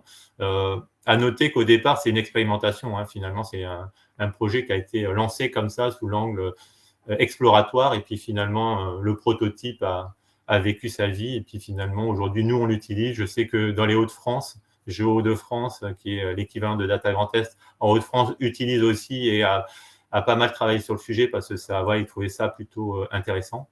Voilà. Ouais, et du coup, alors pour faire la transition, la présentation de Clément et finir la réponse à cette question, c'est que c'est aussi pour ça qu'aujourd'hui on vous montre plusieurs outils. Et ce sera un peu l'esprit de ces webinaires à chaque fois, c'est qu'il y a plein d'outils. Il il y a plein de gens qui ont des compétences différentes. Je dirais, il y a pas, ça dépend de votre bagage à vous technique, de votre parcours aussi. Et c'est toujours un peu compliqué de dire, ouais, est-ce qu'il vaut mieux faire ça plutôt que ça? En fait, finalement, c'est vous avez un problème, vous avez des outils à disposition et vous essayez d'utiliser les outils que vous avez à disposition et qui vous semblent les plus intéressants selon votre bagage pour répondre à votre problème. C'est plus une approche par problème que par outil, finalement. Merci Guillaume, c'était super. Et du coup, on va commencer, donc on va avoir un autre outil et on va aller voir Clément, donc Clément qui nous a rejoint sur scène et qui va nous parler de l'API de la SNCF et de R. Je te laisse te présenter et enchaîner. Merci Clément. Bonjour à tous, donc Clément Bouchère, donc je suis chef de projet données à la direction des mobilités à la région Grand Est. Et aujourd'hui, je vais vous parler des données ferroviaires, comment on peut récupérer des données ferroviaires, donc là avec un environnement, donc un logiciel R, en utilisant l'API de la SNCF. Alors, un cas d'utilisation, on souhaite obtenir la liste des trains arrivés en gare de Strasbourg pour la journée d'hier, donc c'est un cas simple.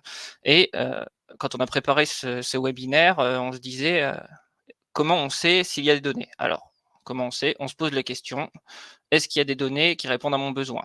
Dans mon besoin, je parle de trains. Qui c'est qui fait rouler des trains principalement en France? C'est la SNCF. Et donc, je vais voir ce que propose la SNCF donc sur internet. En premier lieu, il y a un open data, donc avec pas mal de jeux de données. Donc je vous ai mis le lien pour quand vous aurez le support de présentation. On n'a pas toujours sur les open data ce qu'on cherche, même si le sujet est proche, on se rend compte bien souvent que les données ne répondent pas toujours à notre besoin. Donc là, en l'occurrence, c'est le cas sur l'open data de la SNCF. Vous n'aurez pas, ou enfin pas de manière simple, la possibilité d'obtenir la liste des trains arrivés dans une gare à une date donnée.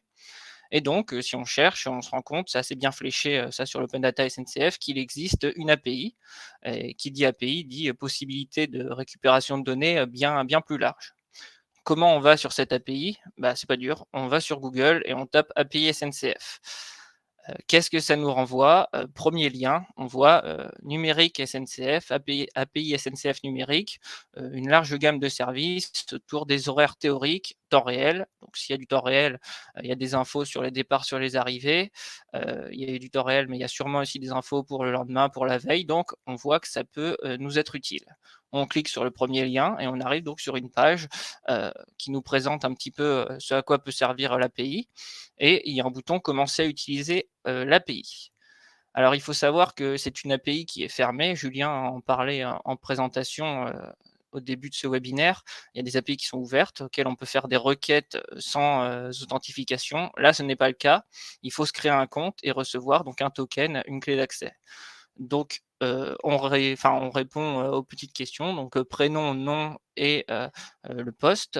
Et si on a, notre mail, pardon. Et puis, si on a une entreprise, une organisation, on travaille dans le public, dans le privé, si on a un site web, on peut le renseigner. Bon, c'est des paramètres facultatifs. Une fois qu'on a envoyé ce petit formulaire, on reçoit un mail dans la foulée, c'est très très rapide, qui donne les informations donc, que je vous ai mis partout sur la droite. Donc voilà, on est inscrit à l'API SNCF et on reçoit notre clé d'authentification.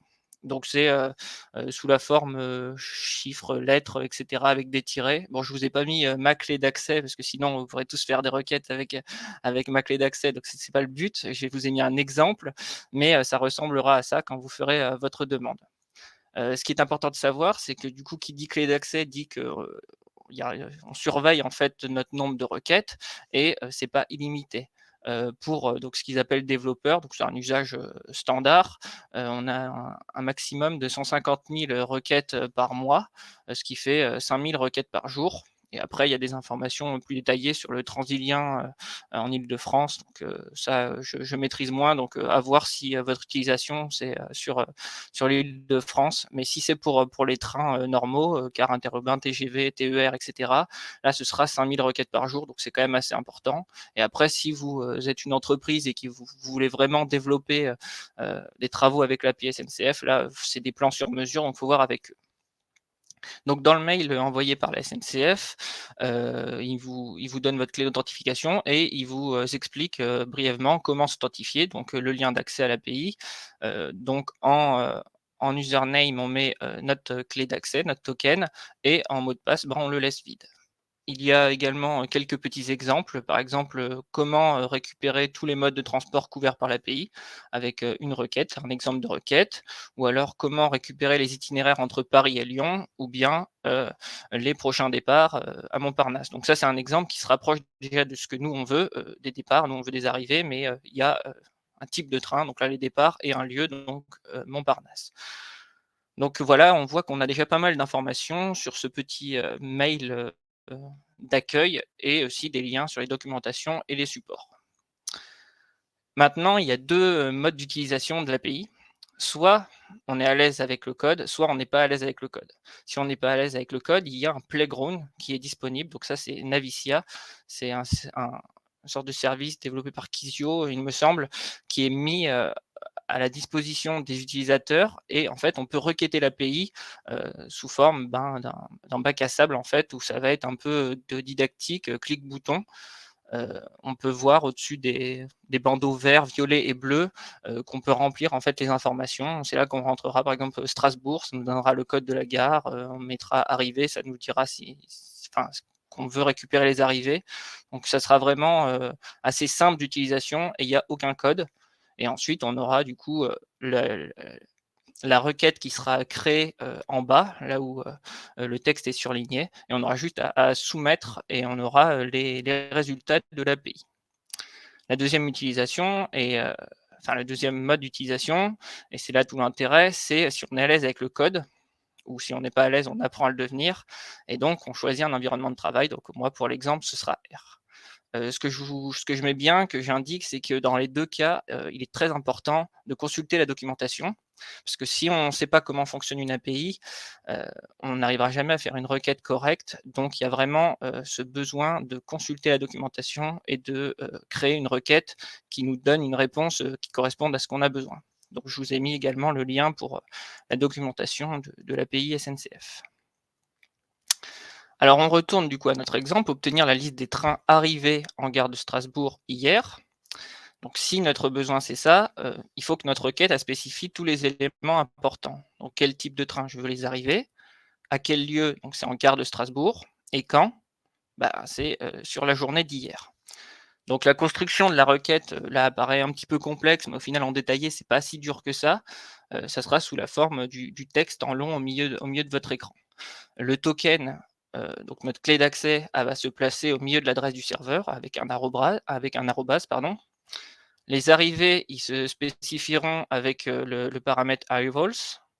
La gare, pour que l'API sache quelle gare on requête, on va pas mettre Strasbourg ou son titre. Il y a plusieurs gares qui sont dans des communes qui ont les mêmes noms, donc chaque gare a un code unique qui s'appelle le code UIC, et ça c'est facilement trouvable, notamment sur l'open data de la SNCF. Donc par exemple, là 87 21 20 27, c'est le code UIC de la gare de Strasbourg, donc important de le spécifier dans la requête avec le paramètre stop area SNCF et puis le code UIC. La date, elle vient en fin de requête avec les paramètres from datetime et until datetime. Donc là, par exemple, si on fait la requête aujourd'hui et qu'on veut les informations pour hier, il faudra spécifier des dates entre le 30 janvier 2023 à minuit et le 31 janvier 2023 à minuit. Donc ça fera sur toute la période d'hier avec un format de date année, mois, jour. Attention, oui, si on met un mauvais format de date, la requête ne rendra rien, elle ne sera pas valide. Une fois qu'on a notre requête de construite, on peut la renseigner par exemple dans la barre URL. Et qu'est-ce que ça nous renvoie? Ça nous renvoie un fichier JSON. Donc si on regarde un petit peu dedans, on voit qu'il y a arrivals, donc on a bien des arrivées. Si on regarde les noms de gares qu'on voit en bas, on a Niederbronn-les-Bains, Reichshofen, Gundershofen, Merzwiller. On se rend compte qu'on est bien en Alsace, donc on a bien dû requêter la gare de Strasbourg. Par contre, c'est vrai qu'un fichier JSON comme ça, on ne peut pas en faire grand-chose. Donc, il va falloir passer par du code pour essayer de rendre tout ça lisible et d'avoir une liste compréhensible par un humain normal, parce que ça, c'est pas très évident sous la forme d'un fichier JSON tel que celui-là. Donc dans R, il y a des fonctions natives pour traiter les données, mais il y a aussi des packages. Donc moi, ce que j'utilise souvent, c'est le tidyverse. C'est un ensemble de packages qui est très, très pratique et il permet beaucoup d'opérations, l'import, l'export, la visualisation, la manipulation à la fois des tableaux de données, mais aussi des variables, de l'extraction de données du web, de la programmation. Enfin, c'est vraiment très, très vaste. C'est un ensemble de nombreux packages qui sont tous aussi utiles les uns que les autres et en 2 lignes de code, on peut avoir accès à toutes ces fonctions. Donc ça, c'est pareil, il y a une documentation en ligne qui est très, très bien faite et sûrement que s'il y a des utilisateurs de R parmi ceux qui suivent ce webinaire, vous devez sans doute le connaître. Donc pour installer le package, c'est la fonction install package et après pour l'appeler, c'est library, à savoir qu'il n'y a que la deuxième qu'on refait à chaque fois, install package, ça se fait une seule fois et après, il est sur notre logiciel, on n'a plus à le faire à chaque fois. Un deuxième package utile dans notre cas, et ce sera le dernier, c'est pour traiter les fichiers JSON. Donc, on utilise là le package JSONLite avec encore la fonction install package pour l'installer s'il n'est pas déjà sur votre poste, et puis library pour l'appeler. On utilise ensuite la fonction from JSON. Donc là, ça va permettre de récupérer toutes les informations du JSON sur R. Donc, on va par exemple nommer les données récupérées JSON arrivé. Donc, JSON arrivé, on met une flèche vers ce nom, fonction from JSON, et après, entre double quotes, la requête qu'on a créée précédemment. Qu'est-ce qu'on obtient? Donc avec la fonction view, on peut voir visuellement ce que ça donne, quelles données on a chargées dans R, et on constate que les données elles sont présentes sous la forme d'une liste, enfin plus précisément une liste de listes. On voit que c'est des listes, on a des petites flèches bleues, et puis il y a dans type l'information liste, donc c'est une liste de listes. Et on voit, il y a plusieurs noms, et notamment arrivals. Et là, on se rend compte qu'il y a 201 lignes. C'est le nombre de trains en fait qui sont arrivés et qui sont présentes dans le jeu de données. Donc là, quand j'ai fait ce petit screen de mon écran, j'avais fait le test un lundi. Donc j'ai eu 201 trains arrivés en gare de Strasbourg pour le dimanche, la journée de la veille. Si vous le faites par exemple aujourd'hui, vous aurez tous les trains arrivés un lundi et donc il y en aura beaucoup plus, surtout maintenant avec la mise en place du REM, même si c'est sujet à polémique. Il y a plus de trains en semaine qu'en week-end, donc vous aurez là une première information du nombre de trains arrivés dans la gare de Strasbourg pour la journée d'hier. Donc, c'est là-dedans, c'est dans ce sous-groupe Arrivals qu'on va avoir les informations qui nous intéressent, les informations utiles. Si on ouvre cette liste Arrivals, on se rend compte, décidément c'est infini, qu'il y a une liste dans cette liste. Donc c'était une liste dans une liste dans une liste. Et on a plusieurs, donc 5 petites listes, mais 2 seulement sont intéressantes pour ce que nous on veut faire. C'est Display Information, où là on va avoir le type de train, est-ce que c'est un TGV, est-ce que c'est un TER, on va avoir la ligne et la direction, et le numéro du train qui sont utiles. Donc c'est ce qu'on fait, on transforme d'abord la liste en un tableau de données, donc c'est avec la fonction asDataFrame. Donc on récupère les informations sous la forme d'un tableau de données et on sélectionne uniquement les informations qui nous intéressent, donc c'est-à-dire le réseau, le type de train, la direction, la ligne et le numéro. On crée ensuite un identifiant unique, donc un ID, pour pouvoir joindre les deuxièmes informations qu'on va récupérer. Et là, qui sont dans le groupe stop.datetime, c'est les informations sur l'heure d'arrivée. Donc pareil, on transforme stop.datetime en un tableau de données avec la fonction asDataFrame, et ensuite on va sélectionner uniquement l'heure d'arrivée. On recrée encore une fois l'ID, ce qui nous permet ensuite de joindre ces deux informations avec la fonction merge, et on obtient un joli tableau de données qu'on a appelé arrivée, où on a toutes les informations, tous les trains avec le réseau, est-ce que c'est TGV Inouï, TER, etc. Le type, donc là il y a des informations complémentaires sur les trains, la direction et la ligne, donc ce serait plutôt logique dans l'autre sens, ligne puis direction, le numéro du train et son horaire d'arrivée. Par exemple, on voit que le premier train qui est arrivé, c'est un train qui fait sur la ligne Metz-Montpellier, Montpellier-Metz, et il est en direction de Montpellier, donc il venait de Metz, puis il ira à Montpellier, et il est arrivé du coup à 6h55, on voit dans la case en haut à droite. On a ensuite tous les trains, un train qui est arrivé de Offenbourg, un train de Haguenau, etc. Donc ça, c'est des informations qui sont très intéressantes et on a en gros obtenu tout ce qu'on voulait sur notre liste des trains arrivés en gare de Strasbourg hier. Donc il y en a beaucoup plus, là je vous ai mis juste le haut de la liste.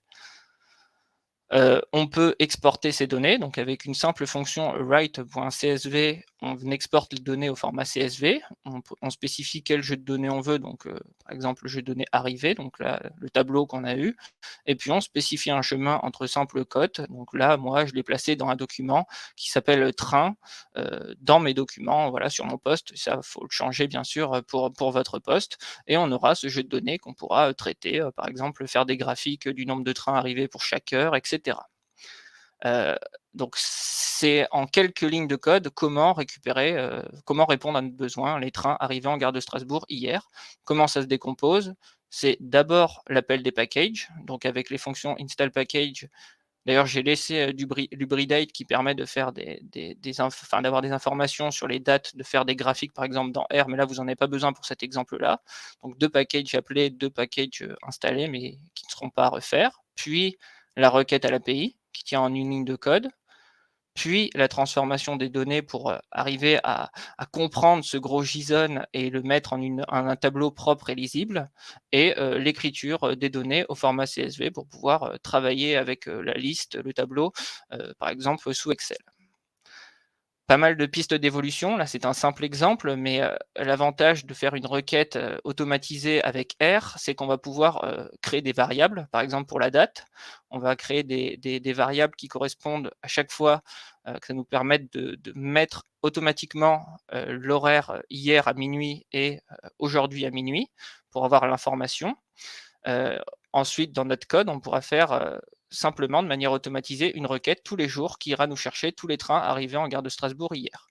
On peut également élargir le travail à plusieurs gares. Donc, il nous suffit de créer une liste avec tous les codes UIC de chaque gare qui nous intéresse et de faire une boucle qui refait le traitement pour chaque ligne, donc chaque code UIC de notre petite liste. Et donc, nous aurons ce travail qui récupérera tous les trains arrivés tous les jours pour toutes les gares qui nous intéressent. On peut adapter le script en changeant juste dans la requête arrivals par dispatcher. Ça sera de manière très simple, complémentaire, et on aura toutes les informations des trains, du coup, partis et arrivés depuis la gare qui nous intéresse.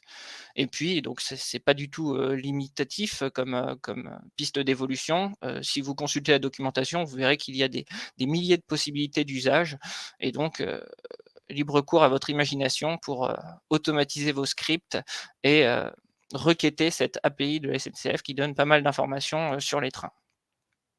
Je termine juste pour vous mentionner que nous, à la région, avec Fluo Grand Est, nous mettons aussi à disposition des données de transport en commun, et notamment les données ferroviaires. Il y a plusieurs possibilités d'intégration de nos données. Elles peuvent être en marque grise, en marque blanche. On peut faire des requêtes donc, sur l'API pour avoir des informations. Pareil, les arrivées en gare de Strasbourg hier, ou alors les arrivées des trams, les arrivées des bus, des cars interurbains, etc. Et on a aussi l'information qui est mise à disposition donc en open data, donc avec Data Grand Est et sous le point d'accès national de transport Data Gouv. Donc ça, c'est pour élargir les travaux, si on ne veut plus simplement travailler avec les données ferroviaires, mais également avec les données de transport en commun, tram, bus, car, etc. Je vous ai mis le lien avec toutes les informations disponibles, à savoir que jusqu'à il y a très peu de temps, cette réutilisation de ces données était limitée, par exemple à des personnes qui travaillent dans le monde des transports. Maintenant, en signant une simple convention avec la région Grand Est, c'est ouvert à toute personne tierce.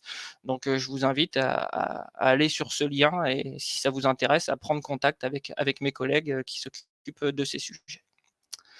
Voilà, si vous avez des questions, n'hésitez pas, et j'espère que cette petite démonstration vous aura intéressé.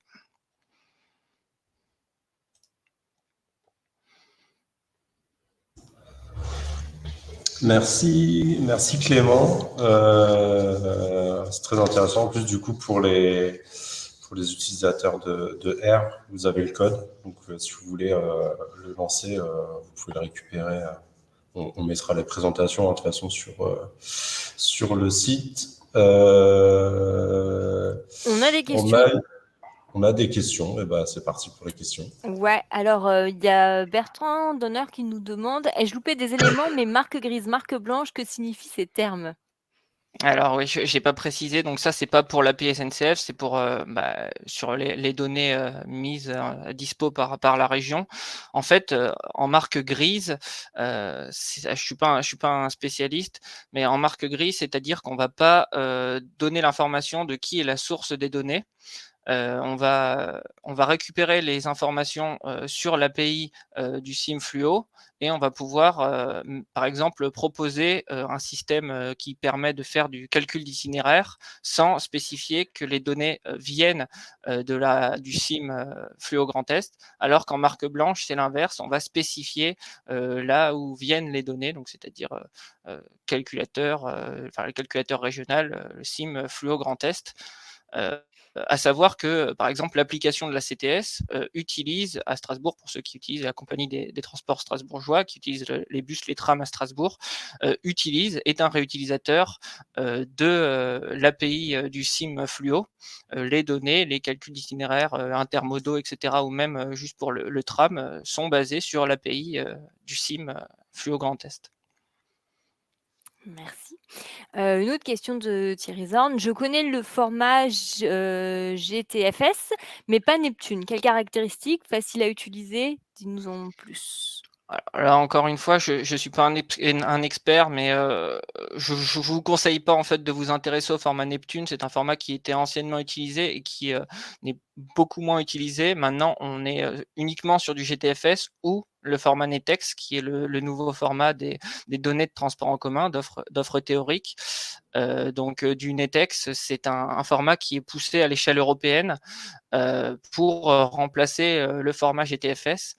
C'est un format qui, propose, beaucoup plus de possibilités, mais qui est beaucoup plus complet, mais qui est également beaucoup plus complexe et donc c'est pour ça qu'actuellement il n'est pas encore, utilisé. Mais si vous souhaitez mener des travaux, ne vous intéressez pas au format Neptune, soit développez vos travaux sur le format GTFS ou bien si vous voulez prendre de l'avance, que ce soit valable les prochaines années, vous pouvez dès à présent vous intéresser au format, NETEX quand il est, disponible.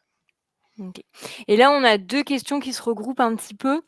Elles concernent un peu la formation. En fait, il y a Olivier Guérin qui te demande: «Est-ce que tu as appris à programmer en R lors de ton cursus universitaire ou par une formation, proposée par un prestat ou en autodidacte?» Et justement, il y avait une autre personne qui posait exactement cette même question, Dawatran, qui disait qu'il était très intéressé par l'apprentissage de R et notamment l'utilisation de RayShader et de RayRender.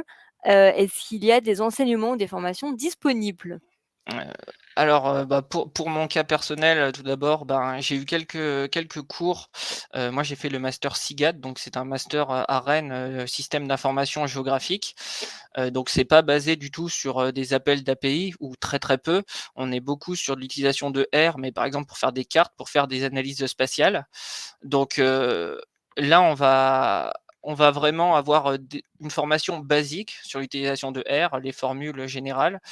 Moi, ensuite, quand je me suis spécifié du coup sur l'usage de R et notamment pour faire, vraiment du code de l'informatique et non plus uniquement du traitement géographique avec R, c'est en autodidacte. En fait, c'est en suivant heu enfin des forums, des tutoriels et tous les langages de programmation sont un peu identiques. Quand on a des besoins, on cherche, soit en français, mais plus souvent en anglais parce qu'il y a beaucoup plus de forums en anglais, qui répondent à nos questions. On va toujours avoir, quelqu'un qui a eu, la même problématique que nous ou, une problématique proche et donc il y a souvent, très souvent, des réponses qui sont apportées. On récupère des petits bouts de code par-ci par-là, on les adapte et puis on avance, pas à pas comme ça et on arrive à développer des scripts qui sont, complexes, sans avoir de compétences à la base. On va apprendre au fur et à mesure de nos projets. Ça, je pense que chaque, utilisateur de langage de programmation, aura sûrement un petit peu cette idée-là, c'est qu'on n'est jamais un expert du début. Bien sûr, il y a des formations qui sont, disponibles. Il y a des universités qui proposent des formations en ligne. Il y a pas mal de formations proposées, mais rien qu'avec de la documentation et de la motivation, on peut avancer très très bien. Par exemple, là, vous aurez, une fois que vous aurez le support de présentation, vous aurez le code, et essayez de le reprendre, de le relire, de le comprendre.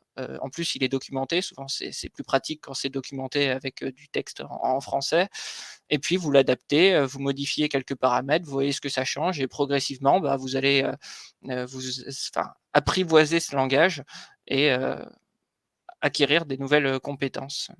Bref, on met Donc les mains dans voilà. le cambouis et on Voilà, y c'est va, quoi. ça. Il y a beaucoup de développeurs qui sont en autodidacte et à force de travailler sur des sujets divers et variés, qui apprennent de plus en plus et qui deviennent, en fait, je dis souvent, apprendre un langage de programmation, c'est un peu comme apprendre, une nouvelle langue. On peut avoir des cours et tout, mais quand on se confronte, à quelqu'un qui parle, des fois on peut avoir des difficultés même si on a suivi des bons cours, et donc c'est en échangeant avec lui, en parlant une nouvelle langue qu'on va apprendre du vocabulaire et cetera, et là c'est exactement pareil, c'est en ayant des projets au début simples et qui deviennent progressivement complexes qu'on va, s'améliorer, dans le langage de programmation. Merci Je Clément. partage tout à fait ce que vient de dire Clément à 200%.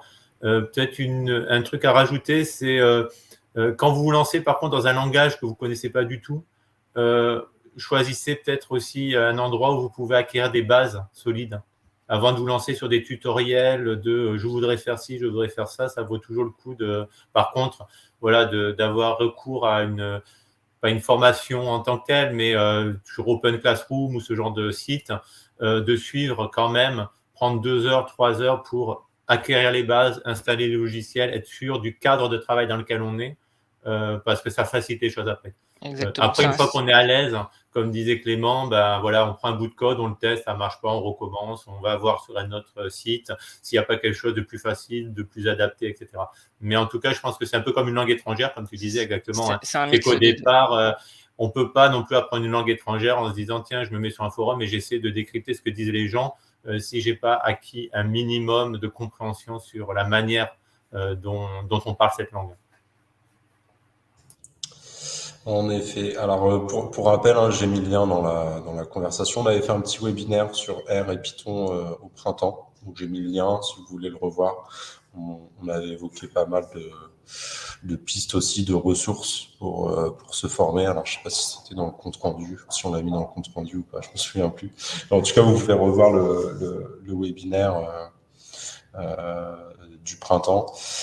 Merci beaucoup Clément, c'était très intéressant. Je pense que de toute façon R, on en reparlera comme les autres technologies qu'on a vu tout à l'heure. Et puis comme je le disais aussi tout à l'heure, n'hésitez pas à venir dans le groupe de travail parce qu'on a une action dédiée à la formation. Donc pour l'instant, elle n'est pas encore lancée. Mais on parle justement de ces sujets de formation à des outils de la data science. Donc, n'hésitez pas à venir dans le groupe de travail pour en discuter, exprimer vos besoins et voir comment on peut monter une action de formation sur ces sujets. Même si on ne pourra pas tout faire, on pourra peut-être faire quelques petits trucs qui vous aideront. Merci Clément. Du coup, on va passer à la dernière présentation. Et donc, j'appelle Enora. Salut Enora. Alors, tu as la lourde tâche de conclure ce webinaire, mais finalement, c'est aussi très honorant. C'est aussi intéressant pour finir que les précédents. Ouais, et alors du coup, donc je vais te laisser te présenter. Ça va peut-être un peu différent de ce qu'on a vu précédemment, mais on est quand même sur de la collecte de données sur le web, de l'extraction de données d'OpenStreetMap avec 3 outils que tu vas nous présenter. Je te laisse la main. Tout à fait. Donc, pour me présenter rapidement, Enora Le Ricollet. Donc, moi, je suis chef de projet données au sein de la région Grand Est, avec une spécialisation sur la donnée géographique, ce qui va se voir dans cette présentation, puisqu'on va parler d'OpenStreetMap. J'en profite simplement puisque j'ai vu Jean-Christophe Becquet dans le chat, donc je me permets de le saluer. Il a été mon enseignant il y a presque 10 ans maintenant, et c'est lui qui m'a initié au monde du libre. Donc, j'espère que cette présentation sera à la hauteur. Comme le disait Julien, là ici, l'idée c'est de vous présenter 3 outils qui vont permettre de collecter des données OpenStreetMap. Donc, ces 3 outils parmi une multitude d'outils qui existent et ceux que l'on soit plutôt, débutant sur le sujet ou assez expert, sur OSM ou, dans des médias assez techniques de développement et cetera. À chaque fois, je vais essayer de vous faire une petite démonstration, de l'outil puisqu'il me semble que c'est assez, parlant de voir faire. Je vous passe le sommaire pour pas trop déborder. Mais très rapidement donc, qu'est-ce que OpenStreetMap? En fait, c'est un projet collaboratif de cartographie en ligne. Il faut savoir que c'est toute la base de données, elle est libre, donc elle est consultable et utilisable par tous. Ce qui est extrêmement intéressant, c'est une base de données très fine sur laquelle on a une communauté de contributeurs, qui vont venir renseigner des informations, qui vont pouvoir créer, modifier, mettre à jour des données sur une multitude de thématiques. C'est-à-dire que ça peut être sur des équipements, sur, le réseau routier, sur des espaces naturels et cetera. Et ce qui est très intéressant, c'est que, bah, si ça vous parle, par exemple, comme projet, vous pouvez devenir contributeur et venir renseigner, de vous-même de nouveaux objets sur OpenStreetMap. Donc comme je vous le disais, cette base, elle est libre et utilisable par tous.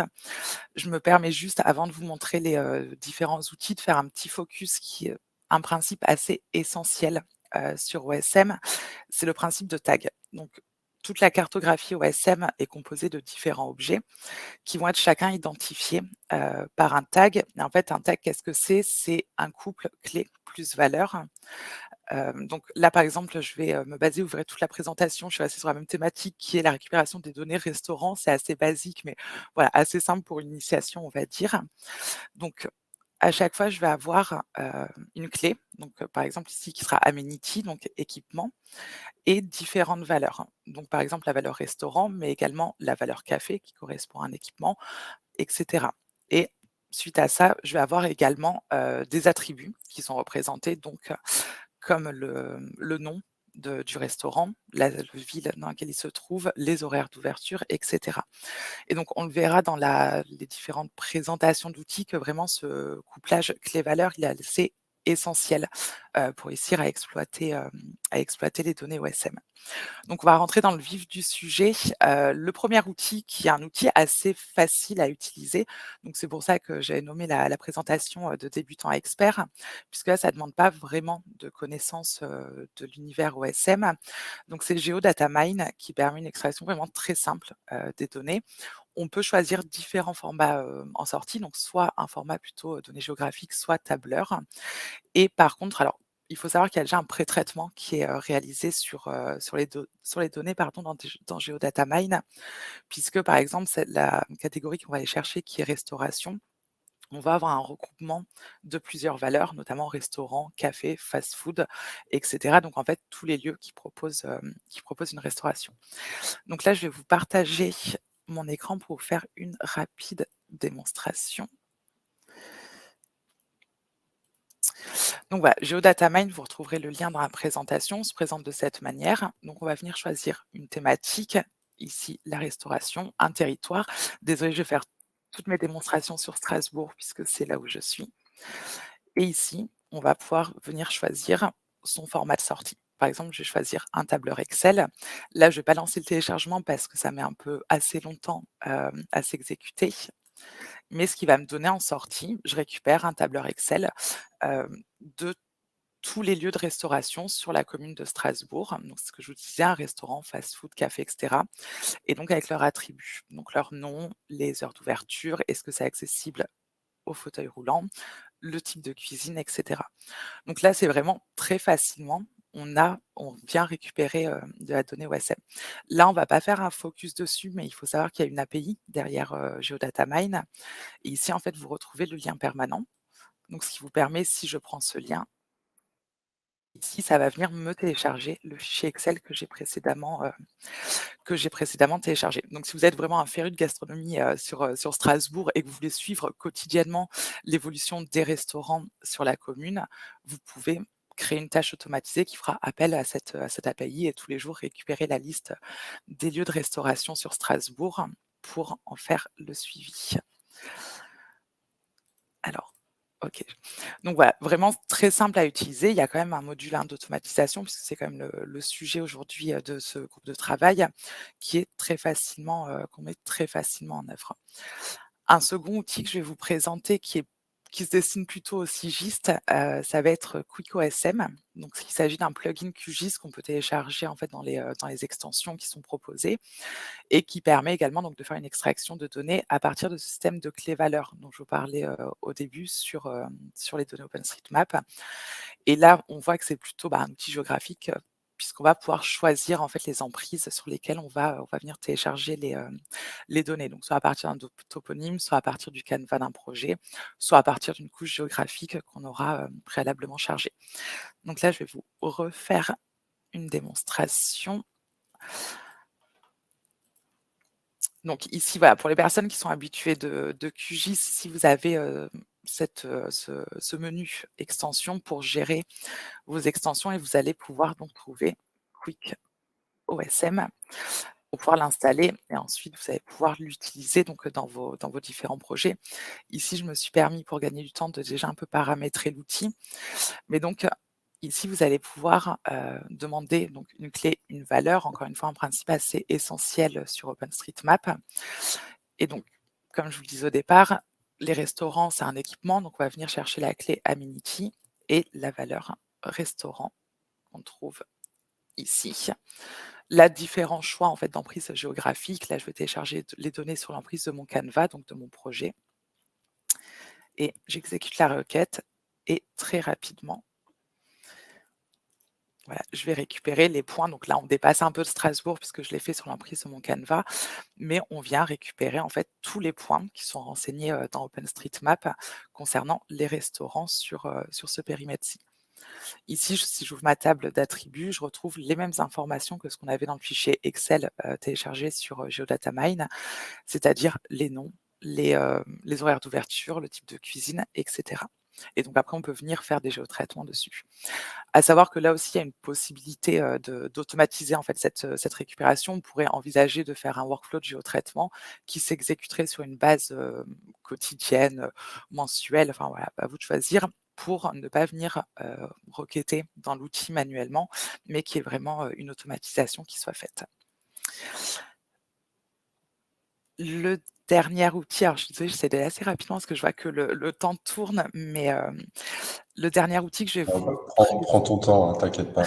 le dernier outil que je vais vous présenter, c'est Overpass Turbo, donc qui est un peu plus pointu, un peu plus technique que les précédents. Donc c'est un outil qui permet d'exécuter des requêtes sur l'API Overpass, qui peut avoir une utilisation extrêmement intéressante pour les cartographes, mais aussi pour les développeurs. Puisque ça va vous permettre, par exemple, pour intégrer des cartographies à vos sites et cetera, de tester, développer vos requêtes de l'API Overpass en allant voilà, on peut arriver à des requêtes extrêmement complexes, au final, mais ça va vous permettre également de créer des prototypes de cartographie, dynamique sur, sur cet outil. À savoir aussi que vous avez la possibilité, à partir de vos requêtes, de télécharger les données dans de nombreux formats. Donc ça va être soit enregistrer la requête, soit les exporter en format tableur, format, données géographiques ou comme je vous le disais, en prototype de cartographie cliquable. Donc là, on va rester sur le même exemple. Donc on va venir, télécharger, enfin afficher les données. Alors des restaurants. Donc ici, voilà comment se présente l'outil. Donc on a un espace sur lequel on va venir construire sa requête et on va avoir une représentation cartographique, cartographique à côté. Là, je me suis permis de déjà préparer la requête pour pas que ce soit trop long dans la présentation. En fait, on va choisir ici un format de sortie. On définit son aire de recherche. Donc là, encore une fois, je vais la faire sur Strasbourg et auquel je vais donner un alias, ce qui va me permettre à chaque fois de l'appeler et dire c'est bien sur cette aire de recherche, donc Strasbourg, que je veux récupérer de la donnée. Donc là, j'ai un peu l'intérêt de cet outil, c'est qu'on peut vraiment aller dans des choses assez fines sur tous les composants en fait d'OSM. Donc là, je retrouve un peu la même chose qu'on avait sur GeoDataMine et QuickOSM, c'est-à-dire que je viens chercher mon aménité qui est restaurant, mais en plus, je vais venir faire un filtre sur l'attribut. C'est-à-dire que je veux pouvoir indiquer les restaurants qui sont accessibles au fauteuil roulant et les restaurants qui ne le sont pas. À savoir aussi que donc dans cet outil qui est Overpass Turbo, vous avez la possibilité d'intégrer du CSS. Donc vous verrez que c'est absolument pas mon cœur de métier, mais voilà, pour déjà créer des styles et faire votre prototype de cartographie. Donc ici, je veux pouvoir représenter les restaurants qui sont accessibles au fauteuil roulant avec des points verts et ceux qui ne le sont pas avec des points rouges. Donc ça, vous verrez à la fin de la présentation, j'ai laissé des liens vers des ressources, puis c'est vrai que c'est un outil qui demande de connaître un peu le langage derrière cet outil qui est pas nécessairement facile à appréhender si on n'est pas expert sur le sujet, mais en tout cas qui est extrêmement bien documenté, donc avec lequel vous pouvez facilement commencer à construire des requêtes. Et là, en exécutant, ça va aller faire appel à l'API Overpass. Et là, donc, j'ai ma cartographie, donc ma représentation avec ici qui reste cliquable. On peut trouver toutes les informations renseignées sur chaque restaurant. On voit que mes points verts, ce sont bien ceux qui sont accessibles au fauteuil roulant et ceux qui sont en rouge ne le sont pas. Donc, encore une fois, il y a une multitude de possibilités. Là, c'est extrêmement simple comme exemple de requête, mais on peut vraiment aller sur des choses extrêmement fines. Et au final, vous avez la possibilité d'exporter donc soit vos données dans différents formats géographiques, soit vous pouvez récupérer vos requêtes que vous avez construites dans le constructeur, soit vous pouvez récupérer les cartes, donc en images ou, comme je vous le disais, faire un prototype de carte interactive. Et donc, ça va mettre un peu de temps. Et voilà. Donc là, comme ça me permet de voir vraiment en environnement réel ce qu'a donné ma requête. C'est un peu ce qu'on retrouve sur le constructeur, dans la partie droite, la partie cartographique, mais voilà, d'avoir vraiment une représentation de ce que ça donnera une fois que votre requête aura été construite et intégrée, par exemple, à vos scripts pour votre site web. Je vais revenir à la présentation. Donc voilà, ça c'était vraiment une présentation assez rapide de différents outils. Encore une fois, il y a énormément d'outils qui permettent de collecter de la donnée. Là, ça me semblait intéressant d'avoir ces trois-là puisque on a un peu une graduation quand même dans l'utilisation. Et encore une fois, à savoir que Overpass Turbo, on peut aller sur des choses vraiment très, très fines. Comme je vous le disais, donc là, je vous ai mis une page de ressources avec le lien vers le portail OpenStreetMap qui explique le projet auquel vous pouvez accéder à la cartographie, etc. Il faut savoir, donc comme je vous le disais, c'est un projet autour duquel en fait il y a une communauté extrêmement active et assez importante qui veille en fait à déjà venir renseigner la cartographie, mais aussi à venir documenter l'utilisation et les possibles réutilisations de ce projet. Donc il y a un wiki qui existe, donc qui est le wiki OSM, qui est extrêmement complet et sur lequel vous allez trouver énormément d'informations sur le projet, sur l'utilisation de l'outil. Je vous ai mis un lien qui, moi, m'aide énormément, donc c'est la liste des tags, ce que je vous présentais au début, donc c'est la liste des clés des valeurs qui existe dans OpenStreetMap. Et enfin, je vous ai mis une documentation un peu spécifique à Overpass Turbo, qui est encore une fois extrêmement complète et qui peut permettre assez facilement, voilà, il faut quand même se plonger dedans, mais de réussir à construire ses premières requêtes dans cet outil. Donc voilà, il reste un peu de temps pour les questions. Je ne sais pas si c'est Julien ou Marie-Ségolène qui reprend. C'est nous deux. Merci beaucoup. Du coup, tu conclus un peu le webinaire en beauté. Et en douceur. Et en douceur. Donc, on a bien compris un peu l'idée. Hein. Il y a des données qui sont hébergées, des données OpenStreetMap qui sont hébergées sur un serveur. Et on a plein d'outils qui vont utiliser des API pour aller requêter les données OpenStreetMap et les extraire selon des critères de recherche. Alors, on a des questions. Oui. On a une question. Et donc, Overpass Turbo va récupérer les fonds de carte d'OpenStreetMap ? Alors non, ça ne va pas venir récupérer les fonds de carte, ça va venir récupérer les éléments qui les composent. C'est-à-dire que si on prend par exemple les fonds de carte OSM, on voit qu'on a les rues, enfin voilà, tous les composants dont on a l'habitude. On va pouvoir aller requêter sur la récupération de ces différents éléments-là, mais ça viendra nous fournir les données vectorielles en fait qui sont derrière.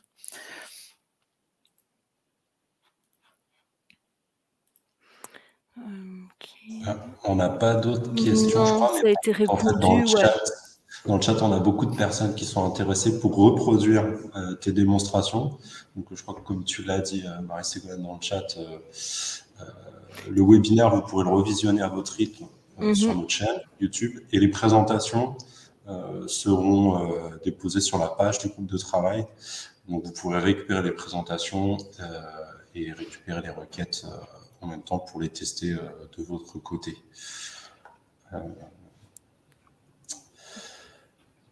Merci. Ouais, Ok. non, il n'y a pas d'autres questions Alors. qui s'en viennent. Et bien, du coup, on va terminer dans les temps. Merci Enora, merci Alain, merci Clément, merci Guillaume et merci Marie-Ségolène pour cet après-midi qu'on a passé ensemble. C'était la première fois qu'on faisait ce type de webinaire un peu plus technique dans le cadre du coup du programme Valorista Data. On renouvellera l'expérience. Je pense qu'on essaiera de faire un webinaire technique de Valorista Data un peu tous les trimestres.